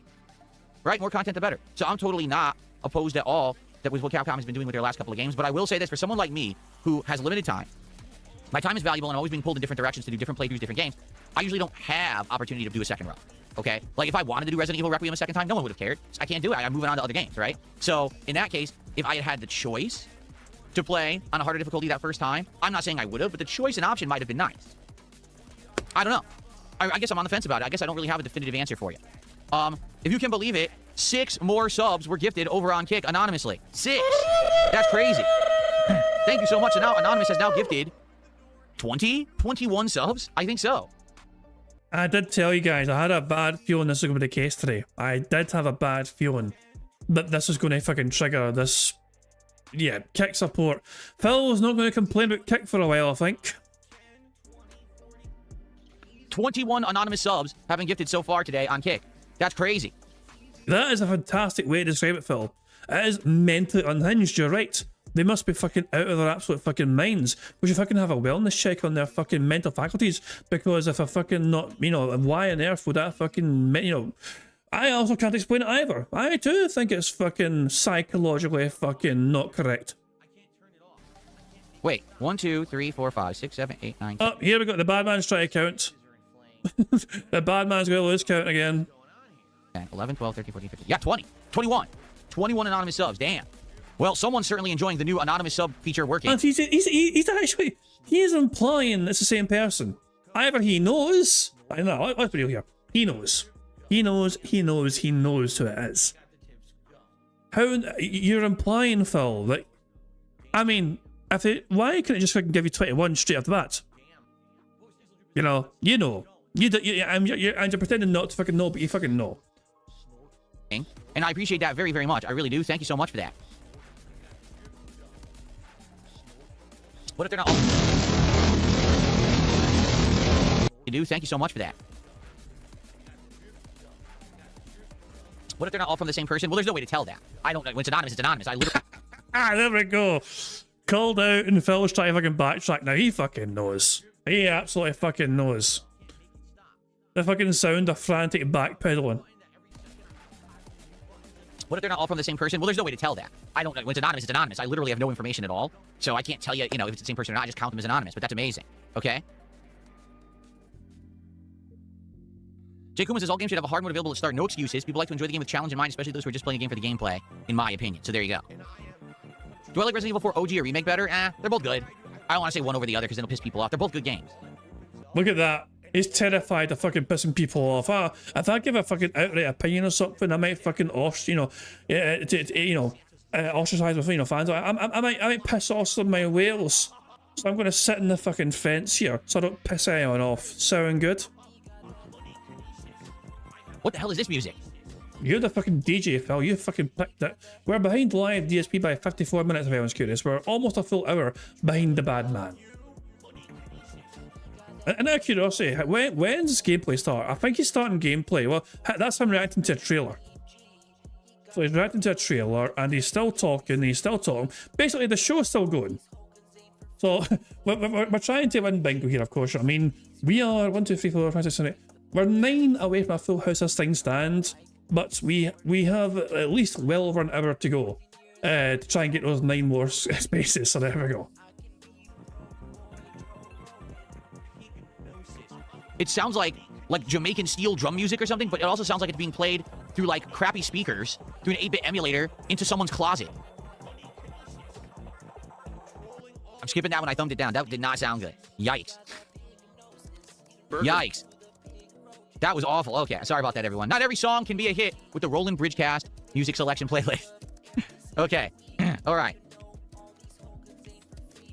All right, you guys want me to react to this Metro trailer now? Is that what we should do next? Since we're already halfway into the morning show. I know time's flying. You want me to react to this Metro trailer? Okay, we're gonna do the short 6-minute one. There's no way I can react to 15 minutes. I'll be here an hour plus. I just can't spend that much time on it, you know? How long will a 6-minute react take him? You know, hold on, actually, I'll find it right now. Wait, he says he's going to start reacting to it now. And 5 minutes pass before he fucking does. I mean, if he does fucking start reacting to it, 48 minutes. Wait, hold on, 48. He literally only spent 7 minutes reacting to the trailer. He said he didn't have time for this every day. And he spends like 7 minutes altogether reacting to the trailer. So I just got a $1 tip. Someone says, this probably wouldn't work for anything that's narrative-based, but I like how in a game like Super Smash Bros., when you play classic mode, the game will get harder or easier based on how well you actually are doing. It adds a dynamic challenge for all characters. What do you think? You know, at one point, I had heard that certain games were doing this dynamic difficulty thing, but I never really knew about it ahead of time. It was like I'd be playing the game and then people would tell me about it. And I'd be like, oh, that's neat that it's doing that. But notably, I don't think that many games do it, right? So you're saying that Smash Bros. Actually does it? That's interesting. Yeah, I think dynamic difficulty could work if it's done appropriately, right? If it's done appropriately. And I say that's a big if because you don't know.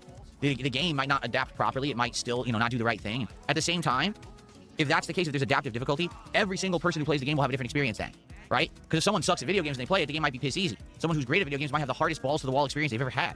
And can you then say that they played the same game? Honestly, probably not. But is it not a good thing that if someone's piss poor at the game is still trying to fucking make it playable for them and accessible for them if they're fucking piss poor at the fucking game? That's a good thing. That should be applauded, you know? And same for fucking being too at the fucking game. The game is trying to fucking give you a challenge if it's too fucking easy to try and fucking make it a harder experience. That's a thing that should be encouraged and applauded if it is implemented fucking correctly and well enough. And if I was like, that's not fucking fair. People have a different experience of the game. Fuck off. Resident Evil 4 Remake had that. Maybe that's the game recently that you guys told me about had it. I think that might actually be it then, the more recent one. All right, well, here's the thing. So I got people pulling me in 2 different directions. Some people want me to react to the Metro 2039 trailer. Some people want me to talk about this whole situation with the quartering. All right, which people have been asking me. Oh, not again. Not again. No, for fuck's sake. He's not. By the way, he's not going to talk about the quartering. He's not going to. But he's been fucking doing this for the last day now. But he's going to fucking pretend that, you know, he was going to talk about the quartering thing, but he ran out of time. It's terrible. He's really milking it for all it's fucking worth. You know, I'm taking drama. Drama gets ticked. Burger. There we go. We'll take drama, you fucking prick. About all week, and I'm finally a little bit more up on what's been going on with it. Oh wait, he does. I assume he doesn't do it now then. I assume he'll wait a bit, or does he do it before the react? I don't know. I guess we'll fucking find out in very soon. But I have about 25-30 minutes left on the show. I can only talk about one topic. No, you don't. No, you fucking don't. Because we're behind you by 55 minutes, and if we fast forward, you're still going. You know, I am looking at the fucking line. There we go. You're still doing the show, Phil. You're still doing the show. 25 to 30 minutes left. My fucking fat hairy arse. You have that much time left. Topic. I don't even have enough time to properly, because we do the trailer. It's 6 minutes. It's gonna take like 10, 15, 20 minutes to react to. If I do this react, or this, you know, kind of my response to the quartering thing, that's also gonna probably prompt discussion. So what do you guys want to do more? I got another anonymous gifted sub. Whoever that was, thank you. Well, these anonymous gifted subs sure are rolling in fast, furious, and plentiful. Thank you so much for the support.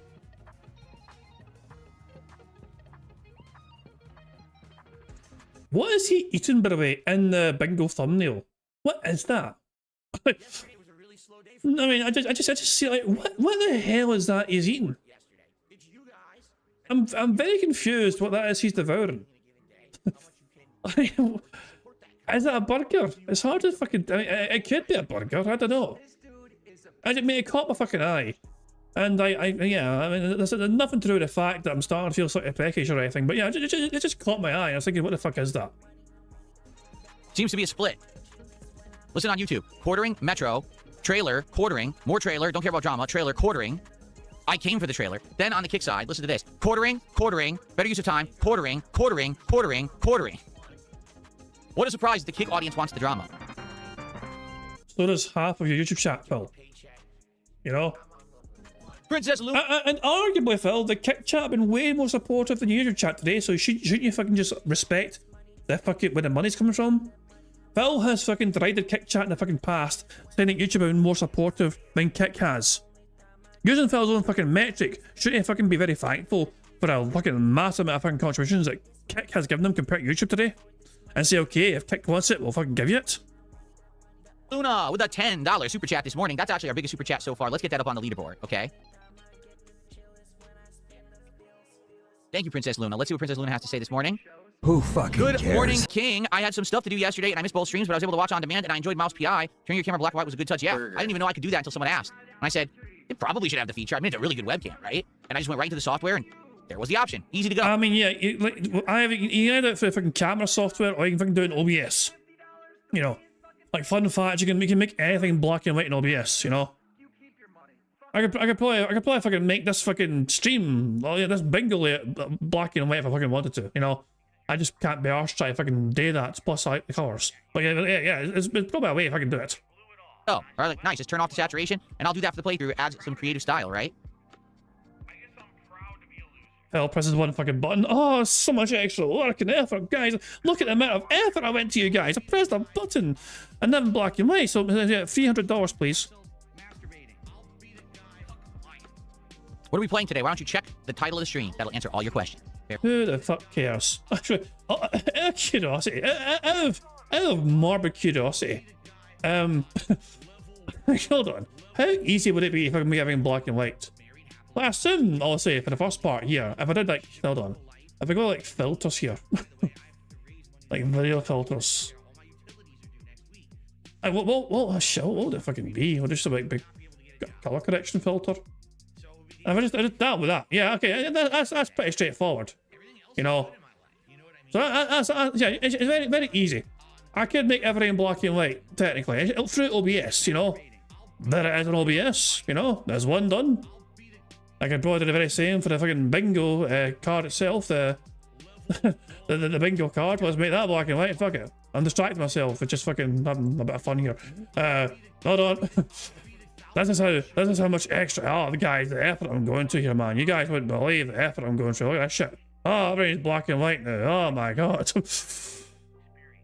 Everything, now one more thing to fucking make black and white. Actually, I mean, to make, well, actually, I never thought this through, actually. I'll need to actually, no, never mind. I'm undoing. Undo the black and white fucking things. That for fuck's sake. It's still, why would you undo? There you go.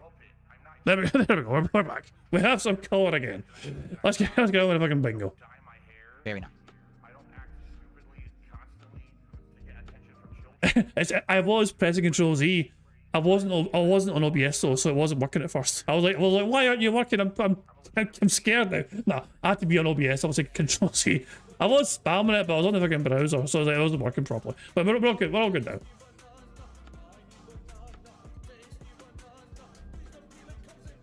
I don't know what to do. We have limited time. And yet you still talk for like an hour or so. All right. People are literally split down the middle. That's the problem. So no, they're not. Like YouTube are a fucking mixture, and Kick are all one thing. Combine them both, and you get the majority of one thing. It seems like no matter what I do, someone's going to be disappointed. Unless I don't do either, and then everyone's disappointed. Should we do that? How about that? Let's not do either. We won't react to the trailer, and we won't talk about the quartering. Instead, let's just bullshit for 25 minutes, and no one will be satisfied. Now, that sounds like the DSP way. That's funny. Dickens left. Yeah! Piss off everyone, satisfy none. Beautiful. Boo!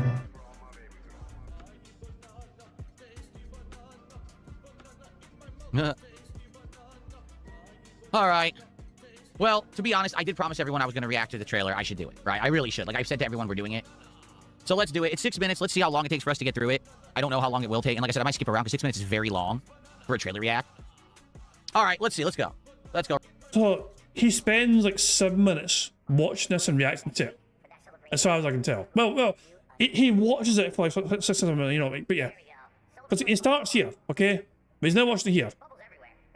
And he's stopped watching it. He goes back to full screen in like 8 minutes time. But he's trying to imply this would have took like 15 minutes to watch this. Or more, actually. All right now. Inspired by the worldwide best-selling Metro book trilogy. Do you want to come out of the darkness and become a pure bear? No, I don't. Oh, okay, forget it. Stay in the darkness. Okay, that's the end of the trailer. No more. No. Oh, I chose against it. Okay, not goodbye. funny. Don't laugh. Fuck you. You fucking fuck. Go to 4K, come on. Wake up! Why don't you put a little makeup? Anyone take the checkup? I just want to put them on the table. Make the bad man Wake up! stop. What's up, Cracker Jacks? Anyone even know what that was? That was a really bad attempt at doing, what's the name of that band? Shut I forgot what they were called. fuck up! They were crazy. Shut Huh? up, That band came out bitch! of nowhere with the screaming rock. System of a Down, yeah. Like, that was great. They were good, though. Like, they were so unique at the time. They came out of nowhere. Bright future.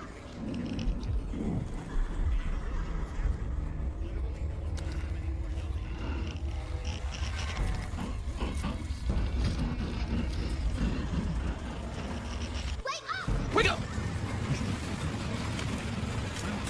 Give me my drawing back, bitch. So what's funny is this scene has nothing to do with the game. This is not the game at all. This is just like very artistic. It has nothing to do with the game at all.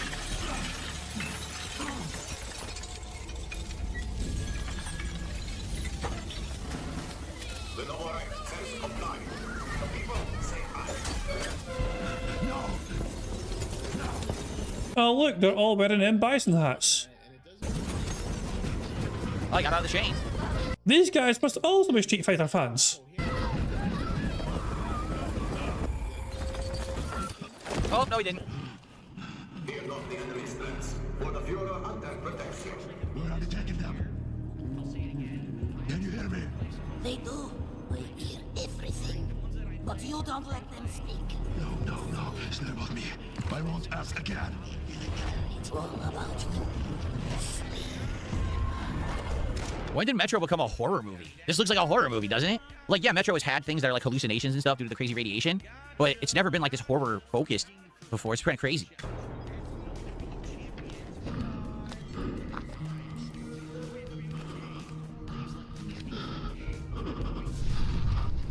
Ha-ha.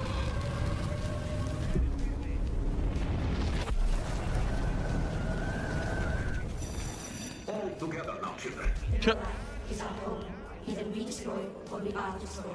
No one will warn us if we die. Hey look, it's an average fucking DSP YouTube chat. Where they fucking learn to fucking say the fucking right things and fucking act the same fucking way. Like the fucking smooth brain sheep they fucking are. Mercy is weakness. Uh-oh, we have a rebel. We have a rebel in the full chat. Our enemies have no pity for us. No! We must be destroyed. What does this have to do with the game? No, seriously, like, it's very artistic and it's entertaining, but this is not the game. This is just a story trailer that's gonna, you know what I mean? It's like a cutscene. Where's the game? You called it. It went right over his fucking head.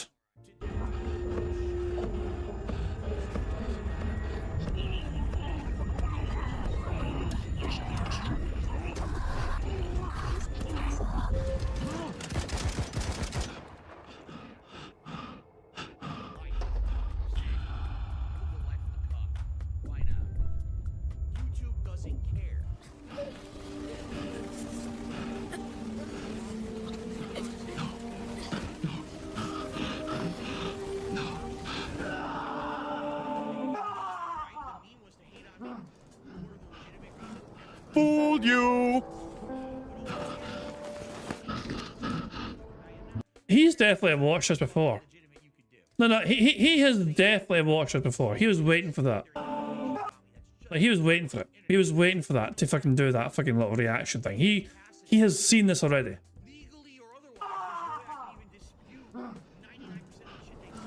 Fooled you.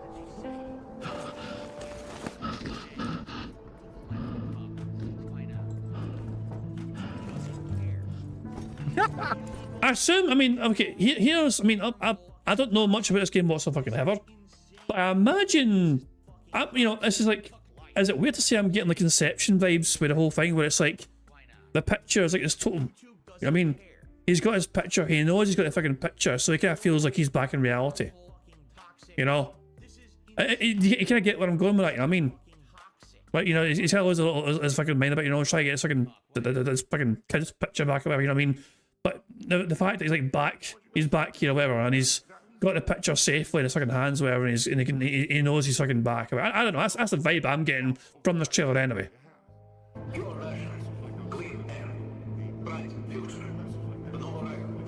So is that the Kremlin? So he's actually at the capital of Russia right now. Like the, you know, the headquarters of the government and everything in Russia, and show it's all destroyed. But I mean, we knew that in Metro, right? That the entire country had already been destroyed. Whoa, mutated creatures in the sky. That was interesting.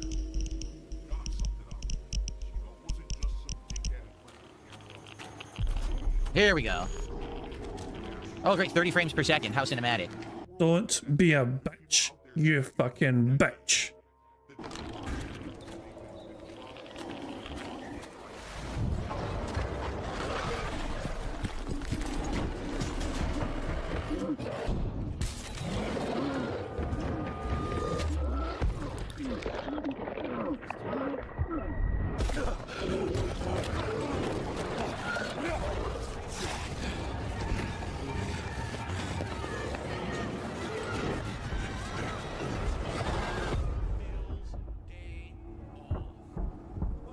Okay.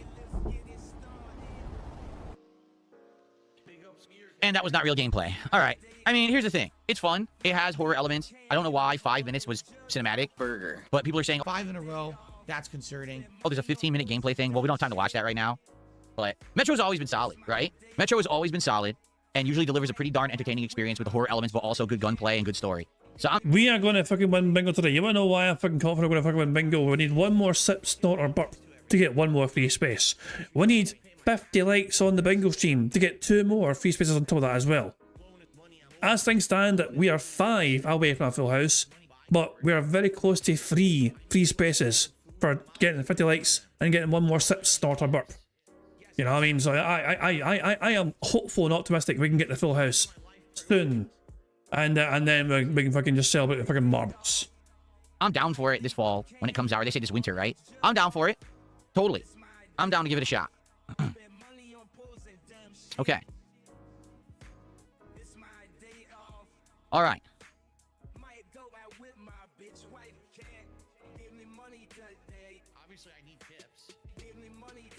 Okay. I was like, where's the music? There it is. Who fucking cares?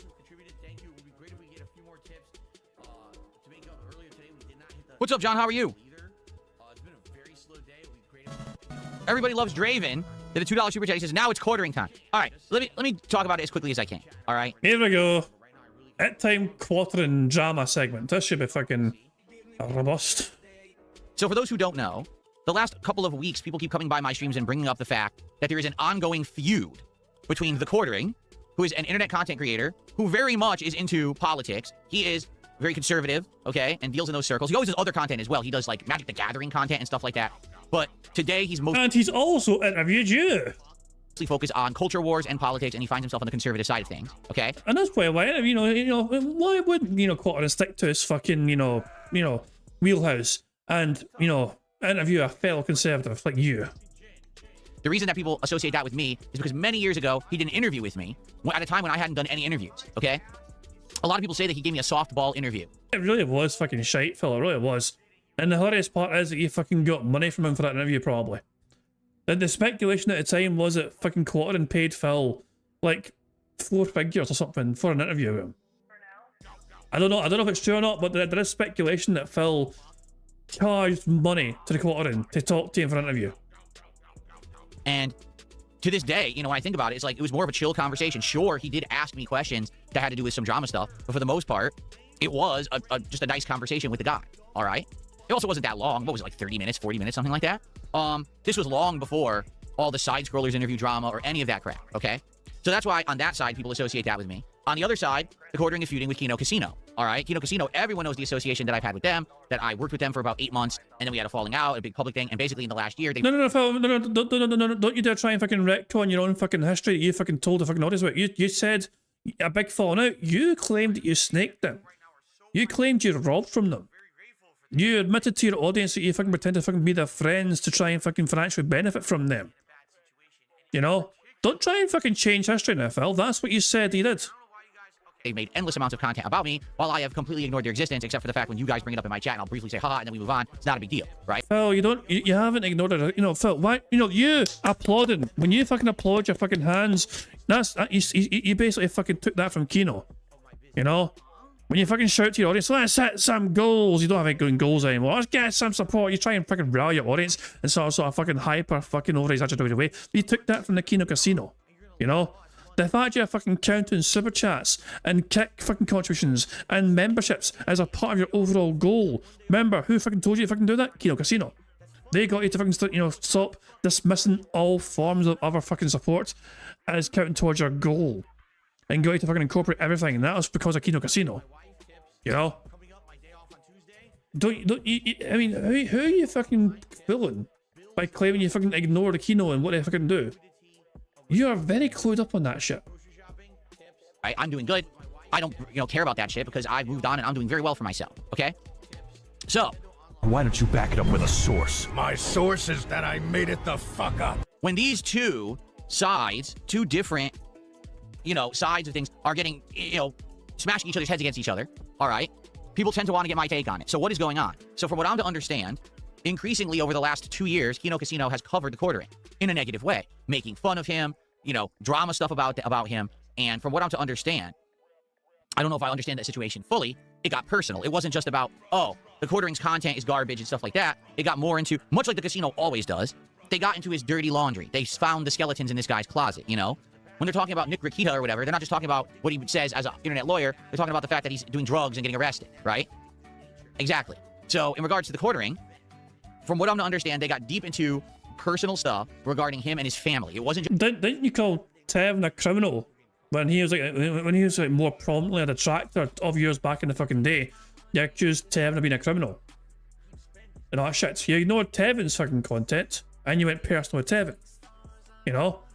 You said Evil Agent should be fucking locked up in wet coats and all that shit, by the wet coats, so I get to fetch him. Because if he doesn't say don't play. You ignored Evil Agent's content and you made it very personal. Why is it fucking fine for you to fucking be personal about other fucking people when you go after them and attack them, but no one else? Just him. And never mind the LTG. Let's not even fucking talk about the LTG. Like, that speaks for itself. But it's him and his family members and things like that. Well, I can kind of say, yeah, I kind of get it, because that's exactly what they did to me. If you guys don't remember, that's why I stopped working with them, because they kept saying insulting things about my wife for literally no reason.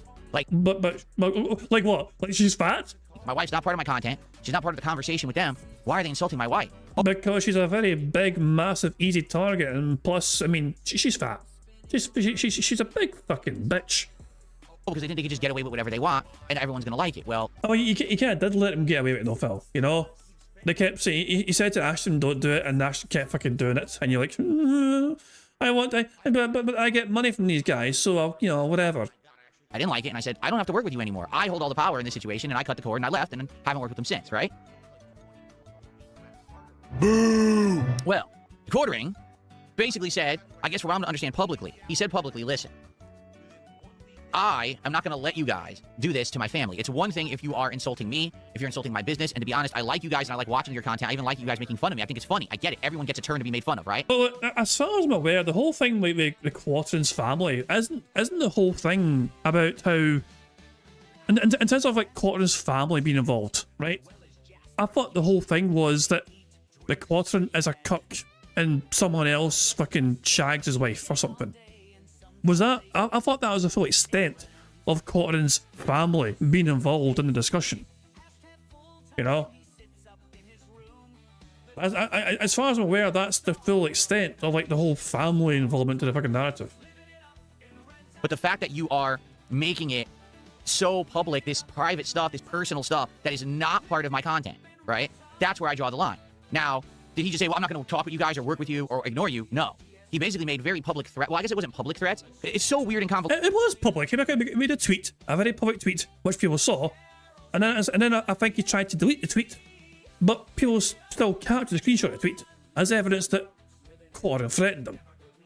I'm still trying to wrap my head around the whole situation. For what I'm to understand, the Quartering started talking to Josh Moon. I don't get that at all. Like, do you guys remember Josh Moon, the guy who I did an appearance on Kino Casino with? He's the guy who... Oh, yeah, that stream where you banned Derek. That was great. ...owns Kiwi Farms. So maybe he talked to Josh Moon, I guess because the private stuff about his family was on Kiwi Farms or something. I don't know. I mean, I had the conversation with Josh Moon, and we got nowhere. Like, essentially, Josh is of the impression that everything and anything can be on Kiwi Farms, and there's no absolute, limit to it whatsoever. He thinks that Kiwi Farms is the best website on the internet. He's nuts. I mean, to be frank with everyone, he's fucking nuts. Oh, that's a shame. Josh Moon's actually quite fond of you as well. It's funny. It's just funny. The owner of Kiwi Farms, I've always maintained this to this fucking day. The owner of Kiwi Farms has a soft spot for DSP, primarily because, okay, the most popular section of Kiwi Farms, as far as I was led to believe for a long time anyway, was the DSP section of Kiwi Farms. It was the one that had the most activity, the most fucking posts and topics, not shit. It's the one that had the most everything about it, and yeah, it's. I mean, to me, that's most of the fucking. There are. I mean, I'm not trying to fucking say that the fucking rest of the site was dead. The rest of the site, the full site was busy. Don't get me wrong, very popular website, but the DSP stuff was the busiest from what I could fucking see. That's the one that fucking had the most numbers and traction.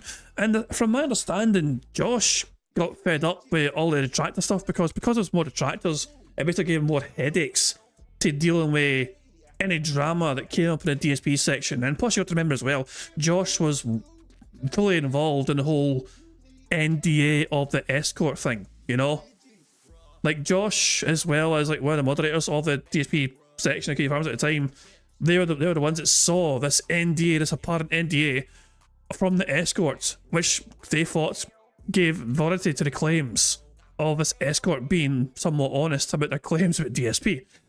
So they probably see the whole DSP. I mean, even though he's got the DSP section in his fucking forums, he probably saw the whole detractor stuff with DSP as a fucking headache because it gave him all these fucking headaches all the years, including the fake escort saga, which made him look a bit fucking foolish in the grand scheme of things. So I've always seen him speak somewhat favourably towards DSP. And usually he's more inclined to bitch and whine and moan, Josh Moon anyways, about detractors than he is about fucking DSP.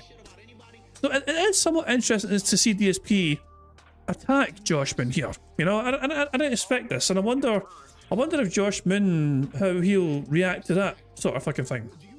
Limit to it whatsoever. He thinks that Kiwi Farms is the best website on the internet. He's nuts. I mean, to be frank with everyone, he's fucking nuts. Like, the guy has no moral compass whatsoever. And because of that, it's dangerous to have that kind of power in the hands of someone who has absolutely no morals or values and just thinks that everything is for the giggles, and it's messed up. Okay. You feel has got the audacity to talk about fucking somebody else's moral compass. Says the guy who claims he fucking pretended to be someone's friends for financial gain. And that's somebody right there who's already got a compromised moral compass. Just being honest. But I said as much, right? And at the time, we kind of agreed to disagree. Now, I said, listen, I don't hate the guy, but what am I going to do? I'm just not, again, just like with the casino, I'm not going to deal with him, I'm not going to talk about him or whatever, right? So that's where we left it. Like, I haven't talked to Josh Moon or said a word about him basically since. I don't really care. I have nothing to do with it. I'm moved on. I'm good, right? Here's the truth. If you're doing well for yourself, why do you care what other people say? You go after LTG on a fucking regular basis because you feel like you have to talk about it. You're bringing up the quarter stuff right now because you feel you have to. You didn't have to bring up the quarter stuff. You could have just said ignore it and move on. You are actively choosing to participate in the conversation by bringing up on your stream because you've been fucking dangling that bait to your audience for the past day or so. Okay? When did it bother me when people were constantly talking shit about me? Because I wasn't doing well. Because my content was being stolen, I wasn't getting enough profits or views on the content I was putting out, I was struggling financially, and it drove me nuts. It made me get stressed out. It made me constantly rage about my situation and whine and bitch and complain about it. I've been doing good now for 2 years. I don't give two shits about any of these people. I don't care what they put on any website. I don't care what they say in any video or any fucking Christmas special. Who cares? I'm doing good. That's all. The Kino Casino Christmas special. Oh, he knows. He knows. Look at him showing how much he doesn't care by actually, you know, emphasizing and particularly highlighting a particular Kino Casino video, the Christmas special. But he doesn't care, guys. He doesn't care. Why would you think Phil cares? He doesn't care. You can make all the fucking the tractor content all you want. It doesn't get to him whatsoever. Meanwhile, cat's crying downstairs. That's all I care about. So, to hell with what the internet says, right? I understand you're not going to please all the people, and there's always going to be people who rag on you in life. That's part of being a public figure, all right? So if you have that problem and you don't want to be ragged on, then don't be a public figure. Go to the private sector. Go get a regular job. Go get a 9-to-5. You know, do normal work. Don't be in front of thousands of people every day for scrutiny and skepticism, and then you won't have that level of harassment, right? I know that, and I've accepted it. So every day when I come on here and you guys make fun of me, I'm like, well, whatever, who cares? I'm doing good for myself. Why do I give a shit about any of that? You know what I mean? I shouldn't. So basically, as long as you're getting money, you don't care about anything else. Wow, that's some great morals right there. Basically, for you, money's the be-all and end-all. It's got nothing. Never mind respect or, you know, any friendships or positive interactions you have with our content creators. Basically, for you, the be-all and end-all is fucking money. As long as you fucking have money, nothing else fucking matters. That is the message you're fucking portraying to your audience. That is the fucking that is literally. You're sure you want to fucking go at this hill. You're sure. This is fucking the hill you want to fucking die on. By saying as long as you have money, who fucking cares what anyone fucking does? I have said this time and time again. I mean, if money solved all of life's problems, rich people wouldn't die. Money is not the fucking be-all and end-all of, like, fucking, you know, of fixing all of life's fucking issues and mistakes, whatever. I mean, don't get me wrong, money is definitely helpful. Don't misunderstand that. It's definitely helpful to have fucking money, but money is not the fucking secret fucking formula to having a fucking happy fucking life.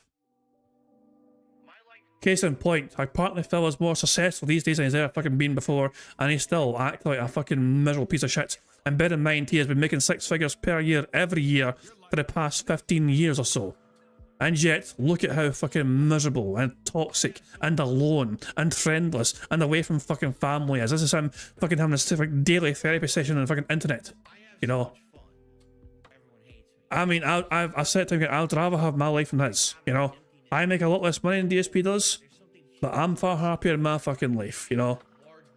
As, you know, I'd rather have, I'll look at his life and I don't fucking feel envious whatsoever. You can fucking have it, Phil. I wouldn't wish your life on my worst fucking enemy. But I guess the quartering could not accept that, all right? And the quartering, I guess, in a conversation to Josh Moon, supposedly, said, listen, I've had enough. I'm not going to allow those guys to talk about my family anymore. They can talk about me, they can talk about my content, but they're not going to talk about my family. Therefore... What is AED? So Phil has received a $74.99 AED. Super chat. What is that currency? I've got no idea what that is. It's not Argentinian, I'm pretty sure. But I got no idea. Algerian? I don't know. What's the A stand for? I am very confused. I could search, but I can't be arsed. I am now making basically this, like, ultimatum, all right? That they're going to take down any clips about my family. And if they don't, I'm going to use my contacts, my business contacts on the internet to take them down, to essentially take everything they own, okay? So he outright said that to Josh Moon. I don't know why he said it to Josh Moon and not the casino. Maybe he wasn't talking directly with them, and I guess Josh Moon was the intermediary or whatever. The Quartering has wanted to fucking... Well, apparently the Quartering has wanted to fucking have a one-on-one with Kino Casino for a while. And apparently he's not been able to get it, and so he's done this instead. Right? So, of course, the casino laughed it off and said, what's he going to do? You know. Well, again, this is just me trying to understand the situation, because I don't really understand it fully, because I haven't fully researched it, but from what I'm to understand, I guess he did actually do exactly what he said he was going to do. He put his money where his mouth was. Oh, so the currency is United Arab Emirates Dirham. I never would have guessed that. Well, there you go, so that's the currency, there we go. And I'm going to wait for Phil. Oh, wait, the person converted it for him. I can't wait to see a reaction. Here is a $20.42 tip. The person actually committed it for him. How kind of them. And the Kino Casino Clips channel, you know, the channel just highlights on YouTube of Kino Casino, which is exclusively streamed on Kick. This channel gets good views. They put out, you know, clips, like a clip, 2 clips a day. Each clip gets 10,000, 20,000 views. So this channel arguably is probably making like $10,000 a month in revenue, and probably makes them over $100,000 a year as a side thing. It's not even their main focus, but they're making this side bank. Now, for the record, Andy and Ashton do not own the Kino Casino Clips channel. It is owned by their editor. Their editor runs it for them, all right? And they get some of the money from the channel, but they don't own the channel. And this is the technical aspect of it that a lot of people are confused about. Because you might say, why is that? Why don't they own this Clips channel? In fact, why doesn't Kino Casino stream on YouTube themselves? From what I'm to understand, at one point, Andy was banned on YouTube. He had a YouTube channel and he had a YouTube presence, and he got banned from YouTube. I have no clue for what reason. I don't know. I never looked into it. But I guess he did something egregious, and YouTube banned his channel. Now, maybe ask fucking people to click the ads, you know? Apparently asking people to click the ads is a big no-no on YouTube.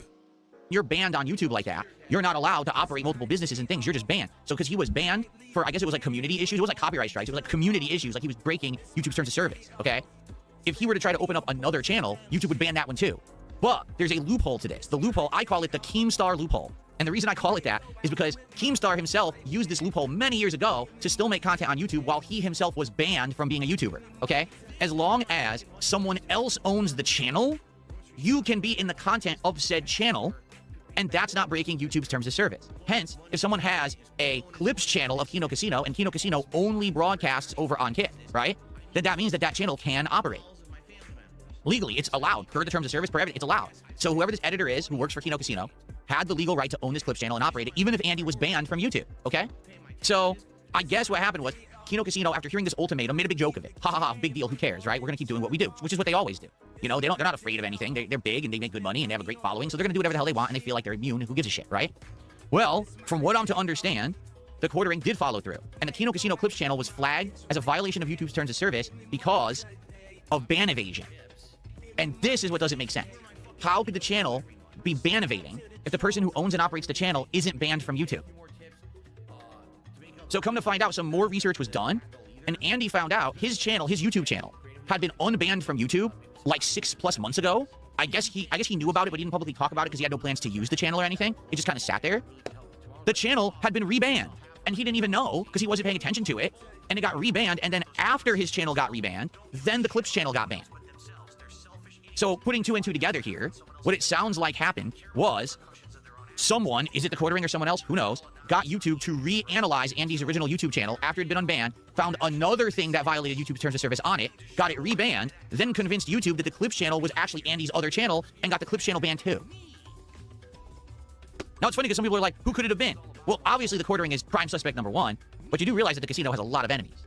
They do, okay? They really do. And maybe there is a very, very, very, very slim chance that it wasn't the quartering and it was someone else taking advantage of this situation and this public feud to do it. But yeah, in the court of public opinion, that doesn't really matter. The quartering had this public feud with the casino, and so it's obvious if someone was going to do it, it likely was going to be him. He was the one. I mean, yeah, he basically made a big threat, then tried to delete the threat, and then a day later, the thing happened that he said was going to happen.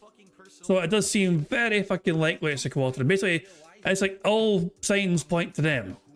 Bragging to Josh Moon saying, I have all these connections and all this power, and I could do this if I so choose, I could shut them down, right? So, what's happened is, because this happened, did you think that the casino was not going to talk about it? Of course not. This is called the Barbara Streisand effect. What you don't want to be talked about will only be amplified and made massively public by tenfold if you pull something like this. So the casino decided to say, to hell with this, we're going to war, and they blew this up on their show, and immediately everyone started to cover the issue and clip it. People started to go to all the quarterings content and flag him and say, hey, how dare you do this, right? And then people started to clip the casino show, they started to clip the quartering, and the clips were all over the internet, okay? From what I'm to understand, again, I'm just trying to understand the situation. I could be wrong on any of this, and it's fine, you know, factually call me out if I'm wrong. I'm just trying to understand it at a big picture perspective. Supposedly, the quartering then started flagging other people. That is what I understand as well. Well, it might be the quartering. We still, you know, it looks like the quartering is going after anyone who is reacting to this stuff, you know, as well. That's my understanding, you know. So again, quartering Prince Strike number one because they did it at Kino, and then I think RTU was live streaming actually trying to react to this, and while they were watching a video covering the topic, it became unavailable. You know, while RTU was like live streaming trying to react to it, you know. So yeah, I think people are like or quartering or someone on quartering's behalf is trying to target anyone else who fucking is covering it. But that's my understanding as well. I am not following it as closely, but then again, that's why I don't talk about it. I don't talk about that much because I don't have fucking knowledge about it. You know what I mean? I'm only bringing it up now because Phil's fucking talking about it. You know what I mean? Because I'm doing bingo and for Phil. But yeah, my understanding is that the quartering basically has fucked around and now he's finding out to sum up, mate. It's just to sum up in such a way. For harassment. Okay, so it wasn't, oh, I'm flagging the casino for ban evasion anymore. Apparently he started flagging clippers on the internet or anyone who covered this issue, like talking about the quartering's personal family stuff, which I haven't. I actually don't even know what it is. I don't give a shit. I don't want to know about it. Okay, I don't. But apparently anyone who brought this up, okay, was then in their video getting their videos flagged for harassment purposes, which means that, you know, YouTube terms of service violation, oh, harassment, this video has a harassing part in it, so the video has been taken down or whatever. Okay, so it wasn't just going after the casino, but then when the Streisand effect happened and everyone started to publicly talk about the quartering's personal business in a public forum, he started flagging anyone who was doing it as well. So now the fear is that if anyone actually talks about the issues, the personal issues that people have with the quartering, that he's going to hit you with a harassment claim and shut down your video and possibly your channel. Okay? So I think, am I to understand, in general, do I understand the situation? Because before I give any opinion on it, I need to make sure that I'm understanding the situation. In a nutshell, do I at least have a summary understanding of this? Or am I wrong? Am I off on a few points? I'd like to be corrected if I'm wrong before I come to any kind of a opinion on it. Hey, but aside, Phil, you big beefy bastard, how you doing? Phil Burnell is he's a bit of a boring fart. I mean, nothing worth fucking writing all about. He's not flexed today so far. I mean, you see the centre squares on the picture, so we've not had a flex yet. Phil's major fucking happiness today is because Kick is now allowing anonymous subs. So Phil has received like $100 today alone, courtesy of Kick subs, anonymous Kick subs, and this is a big thing for Phil now. Now you can gift subs on Kick anonymously, and that's been going crazy today for him. So yeah, that's the one big takeaway from today. And he's trying to address his quartering drama right now, but you know, it's just, yeah, I don't expect anything interesting from that, you know. Okay. Bilbo Beggin says you don't really understand anything. Well, that's just wrong. So now you're banned. What's up? Surely didn't ban him. Chris. Wait, hold on. Bilbo Baggins, surely didn't fucking ban him. Hold on. Let's refresh the ban page. He did ban him! Wait. He banned him. Wait. So Phil was asking, do I understand it or am I wrong? And Bilbo Baggins is saying, yeah, you're wrong. You don't understand. Banned. Like, Phil asked. He asked his audience. He was asking for feedback. Am I right or am I wrong? And someone's like, you're wrong. And fucking dare you? What the? You asked for feedback and then you, I don't know. I don't know why. I don't know why it still surprises me. I really don't fucking know. He's literally asking his audience, am I right or am I wrong? And like this guy, yeah, you're wrong. And anyone else feel like fucking being brave and daring to fucking say I'm wrong? Well, you see, that's the thing. I don't know about the personal issues, nor do I care. I don't even want to talk about them because that's not really the issue here, right? Someone else's dirty laundry or personal issues is none of my concern. I don't give a shit. You know me, I'm not a drama. But you have decided to actively bring it up on your stream. You made the conscious choice, Phil, to talk about this today. I don't give a fuck about that. What I care about what is actually going on in the situation with the YouTube flagging and all of that, right? But Phil, the YouTube flagging is happening for a reason. Like you don't care about the why of it. But you need to understand the why of it to see that the actions have been taken because of it. Like, so basically, Phil is not wanting to know the full story. He's outright basically admitting that he doesn't care about the details. But at the same fucking time, he's asking if he's right or wrong. I'm so confused. He's doing his best to fucking break my fucking tiny brain today. I feel like he's just intentionally being fucking thick. Or thicker than usual anyway. And by the way, I have shout outs to do and I will do them before the morning show ends. I promise you all. Okay? Who fucking cares?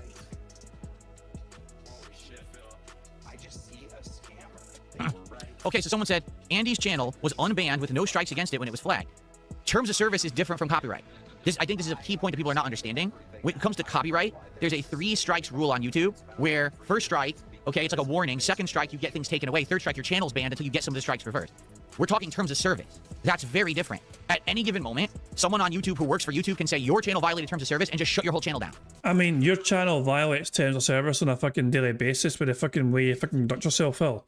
And you have been reported for that very fucking thing very regularly by people.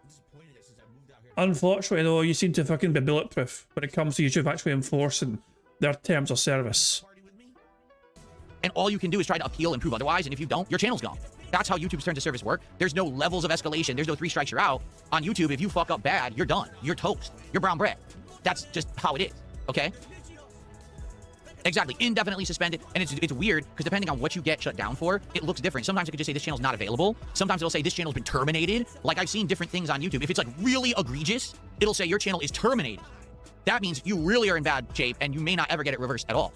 In general, people who have their channel shut down usually eventually get them back. Even if you just let time expire, usually it's after a while, it won't be a big deal, and you can get something reversed, okay? I've had many, many years ago, I had things against the DSP Gaming channel, all right? That was like, oh, something I said, oh, they didn't like that, they flagged it. You wait a couple years, you appeal it, and then they'll remove it. Okay, so it's not endless, but sometimes you could get permanently terminated, okay? So, so everyone is saying I do have a good understanding or general understanding of what happened, okay? Apart from the one person that said didn't, you banned them. I wonder why everyone's saying you have an understanding of it, you know. If they say you don't have a good understanding, no, you'll get banned. So, what it sounds to me, what happened here, is that, as usual... Member bomb. My biggest fans are idiots. Thank you very much, Sonny, for getting 10 members to the stream. Very kind of you indeed, Sonny. That's 2 more free spaces right there. So we have 7 free spaces in the bingo card. Excellent stuff indeed. And yeah, we have 10 get the membership. Those memberships have gone to Dustin Colish, Jatu, the Bait Master Jeff, Grimace Gibham, Emery, Miss Dark Fairy, OG Houston, OG... Oh, sorry, all of age female. That's his name. KH, and finally, Pascal Digital. So there we go. Remember, if you just got membership there, make sure you thank Sonny. If you just got membership, and of course, thank you very much, Sonny, for getting those memberships. Very kind of you indeed. You got us very close to a full house bingo now. We're just one more square away from getting a full house on the bingo board. So there we go. Good stuff indeed. And if we get 50 likes, we get 2 more free spaces, and with one, with a free space carried over for the next stream. And yeah, we have a variety of ways. Well, we'll see what comes first. Whether we get a free space, we'll just wait for Phil to say some of these things. One of these things, surely Phil is going to say one of these fucking things to secure the full house. Kino Casino went after the quartering like they go after everyone. Now, you guys know my opinion on this, right? Again, I've said the same thing that the quartering said, that listen, if they want to go after me, they want to go after my content, they want to go after my looks, they want to go after anything that I put in front of this camera every day, they have a right to. Because I'm the one who chooses to become a public figure and do this for a living, and I make a good living doing it, right? But that means that I'm in front of the public eye. Scrutiny and spectacle is part of that. And I have to understand that and roll with it. And you have to have really thick skin to be a public streamer that's going to be successful, because you're going to have people coming after you, all right? And there's not much that you can really do about it. You just got to accept that, all right? I knew that when I broke off my ties with Kino Casino a little over a year ago, that this was going to be a year of harassment. And I said, I don't care, because I'm not going to pay any attention to it. And a year? You think it's... Do you think they're going to get bored or something? You think they're going to fucking just stop randomly? No, Phil. They are never going to fucking leave you alone ever fucking again. You are going to fucking have to endure anything that Kino want to fucking do with you for the rest of your miserable fucking life. I don't think you fully understand what you fucking brought on for yourself here, Phil. When you snaked the casino. Did you think they were going to get bored? And just say, fuck it, we're done with this. I mean, the only way the Kino will stop fucking me, Phil, is if you become unbearable as an entity to fucking even watch online. When it's even hard to fucking watch you from the detractor content, never mind your own fucking content. That's the only way the Kino will fucking leave you alone. If people in their own chat are begging them to stop covering you because you are so astronomically, mind-numbingly, god-awfully, fucking boring as hell to watch in any sort of fucking capacity whatsoever fucking ever. I know that most of you out there also don't care. Anyone who's actually a fan of mine doesn't give a shit about this. So why would I care? Let them say and do whatever they want. Let them make specials. Let them harass me and my family. Who gives a fuck? It doesn't affect me if I ignore it. And that's the truth. For a whole year, I ignored it, and it literally never affected me. The only time it ever did is when a bunch of idiotic morons would come into the chat and spam with whatever they were doing that particular day. And I would say, I don't care. And then ban the idiot and then move on with my day, and we'd be good. Okay? Now, to be honest with you, I think that's what any intelligent adult should do. Okay? That's my take. The best way to put up with an internet bully is to just fucking ignore them. Okay? There's a You don't think... Oh my fucking god. Well, you address your detractors on a fucking daily basis. Without fail. Without fucking fail. You address detractors regularly. You tell your audience to fucking ignore them. But you'll fucking very happily fucking address them and fucking pay attention to them and rise to the bait every single fucking time. Difference between what Kino Casino does and what other people do. And here's what I mean by that. Kino Casino talks shit. Kino Casino tries to expose personal shit, right? They really are an internet drama show. They're trying to be like TMZ on the internet. They're kind of like what Keemstar used to do with Drama Alert, maybe times 10 in some cases. They're like the new group doing it that's hot and popular for doing it, correct? I think it's a good assessment, okay? People find what they do entertaining or whatever. But if you just ignore it, not much is going to happen, all right? In the case of my case, right? I ignored it. Did Kino Casino come after me in my livelihood? Did they try to get my channel shut down? Did they try to take money out of the mouths of my wife and my... Why would they? That would literally... That would be them hurting themselves if they'd done that. Like, you know, they make money by mocking you. Like, that is literally the whole fucking MO. That is how they function on the content. Oh my god, wow. Phil, it would not be in their best interest to have you shut down and deplatformed, you know? Because they know that if they fucking do a DSP segment on you, they'll fucking make bank on it probably. Just like they fucking do a lot of fucking drama segments, covering other individuals as well. And it's within their own best interests to not have you get shut down from the internet. My cat and me, did they try to steal everything? You know what I'm saying? Did they try to get me shut down? No, they didn't do anything like that. What the truth is, I think they understand the game, okay? And what do I mean by that? They understand that if they keep it going, if they just keep it, they can keep making content, right? If you shut down the person you're making fun of, how could you have content to make for your own purposes? Exactly, so it's like a big deal. You know, they made a Christmas special on you, which you definitely don't care about, but you're still seemingly very bitter about. Your own profits. You need that person to keep making content so they can keep making content on them and profit from it, okay? Some detractors don't get that. Actual detractors will try to do fucked up stuff. They'll try to steal money. They'll try to shut you down. They'll try to hit you with false copyright strikes. They'll try to do messed up stuff to ruin your reputation that actually does hurt your business. Well, you claimed you stole from Kino though. So why is it okay for you to steal from Kino Casino, but not the detractors try to steal from you? I mean, you're the one with the questionable moral compass here, but you outright admitted and bragged about fucking stealing from Kino Casino and robbing Kino Casino. So if you're logic, then why is it not fair game for detractors to try to steal from you? I'm literally using your own logic here against you. You're the one who fucking proudly boasted about fucking robbing Kino Casino and stealing from Kino Casino and fucking manufacturing a pretend friendship. This is all your narrative, Phil. I am using your own narrative against you here. Where you fucking claimed that you fucking pretended to fucking befriend people on the internet purely for financial gains. You could fucking steal from them monetarily for your own financial benefit. So what's fucking... If you can do it to them, why can't detractors do that to you? Or at least attempt to do that to you? Alright? I don't think that Kino Casino has ever done that. They just wanted to make a buck on my name, and so they do so.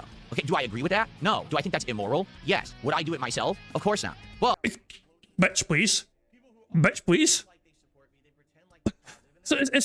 So them making fun of you is immoral.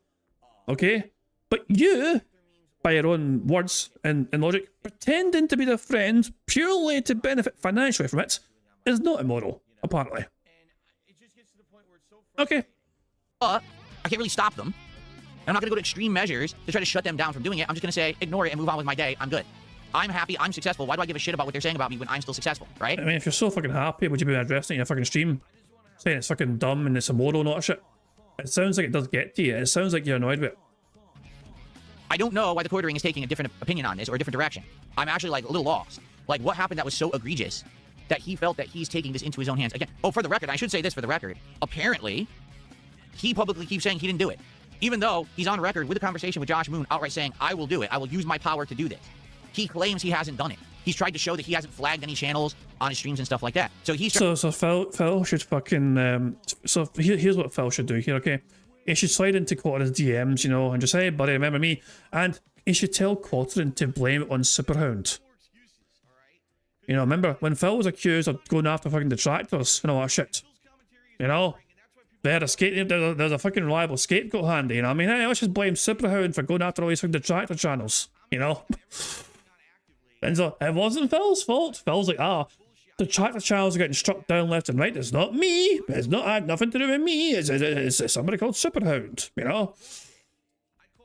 Trying to say it's not me, okay? But, like I said, who else would it have been unless you have someone who's really trying to take advantage of this particular timing and situation to do it? And wouldn't that be an incredible coincidence that all of this stuff was already lined up to happen and now someone jumped on it at exactly the right time to make it look like the quartering did it all and it wasn't really him. Maybe the quartering is just the most unlucky dude on the planet. Maybe he is. Maybe it really is. Wow, you mean you're not anymore? I thought you're always the fucking most unluckiest dude on the planet. That reminds me so fucking much. Did anyone see in the news what fucking what's her fucking name? Was it Meghan Markle, whatever? You know, basically the you know, Meghan, the bride of Harry, you know, the royals, you know. Did you see what they said in the news? They were the most trolled person in the world. As soon as I seen that headline, them saying they're the most trolled person in the world, I just thought of DSP, thinking, excuse me, what would she fucking know? She's rich, you know. She's rich and famous, and she's married to a prince. How is she the most trolled person in the world? I've been making content on the internet for 15 years, almost 20 years. She doesn't know my suffering. Is someone framing him, and he's not doing it. I don't know. I have no evidence of anything. I don't think anyone does. We're all just guessing and assuming based on the information that's been made public on the internet, right? But here's the thing. Now we're actually going to get to the real meat of the issue and the opinion, all right? So, like I said, my opinion is if you don't like someone, if you want to go back at them and start a feud and benefit from it, that's one way to go at it. The other way is to ignore them. I do not believe in attacking someone's livelihood. I do not believe in attacking someone's, you know, business source of income. You went after Super Crazy that demonetized his channel, and his video he made on you was transformative, and you still actively sought out to take it down. Your actions meant Super Crazy's channel was demonetized, you know. And obviously, I'm not trying to defend anything that Super Crazy done after the fact, you know what I mean, with all the controversy they've had, you know what I mean. But the fact of the fucking matter is that Phil showed on his channel conclusively that he went after transformative detractor content when he claimed he never done that. Whatever you may say it is, I don't believe in that at all. And particularly, I don't believe in it if you're actually doing it with underhanded means. For example, let's say that the quartering actually felt like Kino Casino was slandering him or defaming him with the things that they were saying publicly on their show. Well, he has a legal right to take them to court for that. There's a court system in place just for this kind of thing. You get a lawyer, you lawyer up, you show what's been said, you say this is all defamatory or slander, whatever it is, because I don't know. It would also be international law because they broadcast from Canada, and Kick is based in Canada, so you'd have to have a US-Canada law thing. We have to figure it out. But that's the avenue that he could have taken. He could have said, let's legally go into this, and I feel like I've been, you know, slighted, and this needs to be taken care of this way. I mean, is it really, if it's true though, like, I mean, can Quartering really object? What really can Quartering object to if it turns out that they were just speaking factually? You know, if I call in Quartering a cuck because like some guy shagged his wife, well, you know what I mean? Like, if that's, wouldn't that have to be? I mean, wouldn't Quartering have to prove it's false or something? or what the fuck happened? Jesus Christ. Because if you go down that fucking route, exactly. I mean, you know, if you do that, you have to go through disclosure. Exactly. Sonny's rubbing his hands. He's got new judgy stuff now. Judge Judgy has new stuff now. There you go. You're feasting well. Judge Judgy is feasting well. Is it slander though? If it's true, if they were speaking factually, you know, on the matter, is it still slander? Like, oh hell, I don't know. I don't know. For fuck's sake, I don't know. Well, see, I mean, I don't think much will come of this. I think it's all fucking settled in because I can't see it going to fucking court. You know, there's no way it's fucking going to get dragged out in fucking court. There's no fucking way. If he decided not to do that, but instead I'm going to go behind the scenes and I'm going to pull this like real. Oh, I think we've won. Burger. We've won. Yeah, because we have 7 spaces. 1, 2, 3, 4, 5. Yeah, we've won. Burger. Oops, Burger. there we go. We won. Full house. Oh boy, how exciting. Anyway, we're victorious and we won bingo today. Good stuff indeed. Now, before we fuck off and do marbles, let's see the rest of it, shall we? Let's just fucking see the rest of this fucking drama segment, okay? fast one on you, like sleight of hand almost, right? Like, I'm going to see that Andy's channel's unbanned, and I'm going to get it rebanned, and then as it's being rebanned, I'm then going to flag another channel that we all know isn't owned by Andy, but convince someone at YouTube that it is, and then say that it's ban evading when we know it's not. That's pretty dastardly. Like, that's some dick dastardly, curly mustache, villain, tying a woman and tying her to the fucking train tracks kind of level of shit. Like, that's some fucking underhanded, dirty shit. And I guess my question would be, how the hell did he pull it off?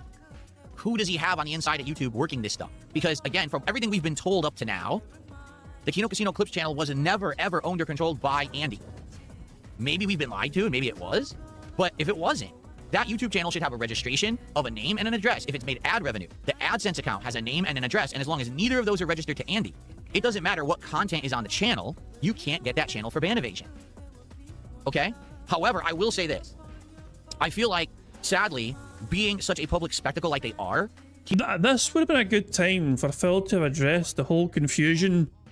There is something which has kind of confused people for the longest time. Phil outright was banned by AdSense for telling his audience to click the fucking ads, you know? He got in trouble with Google for that, YouTube, you know, for that, you know, AdSense banned him for that. So the question remains, how did Phil go back to be able to fucking make money doing YouTube content creation afterwards? If he was banned from AdSense before, how did he circumnavigate that afterwards?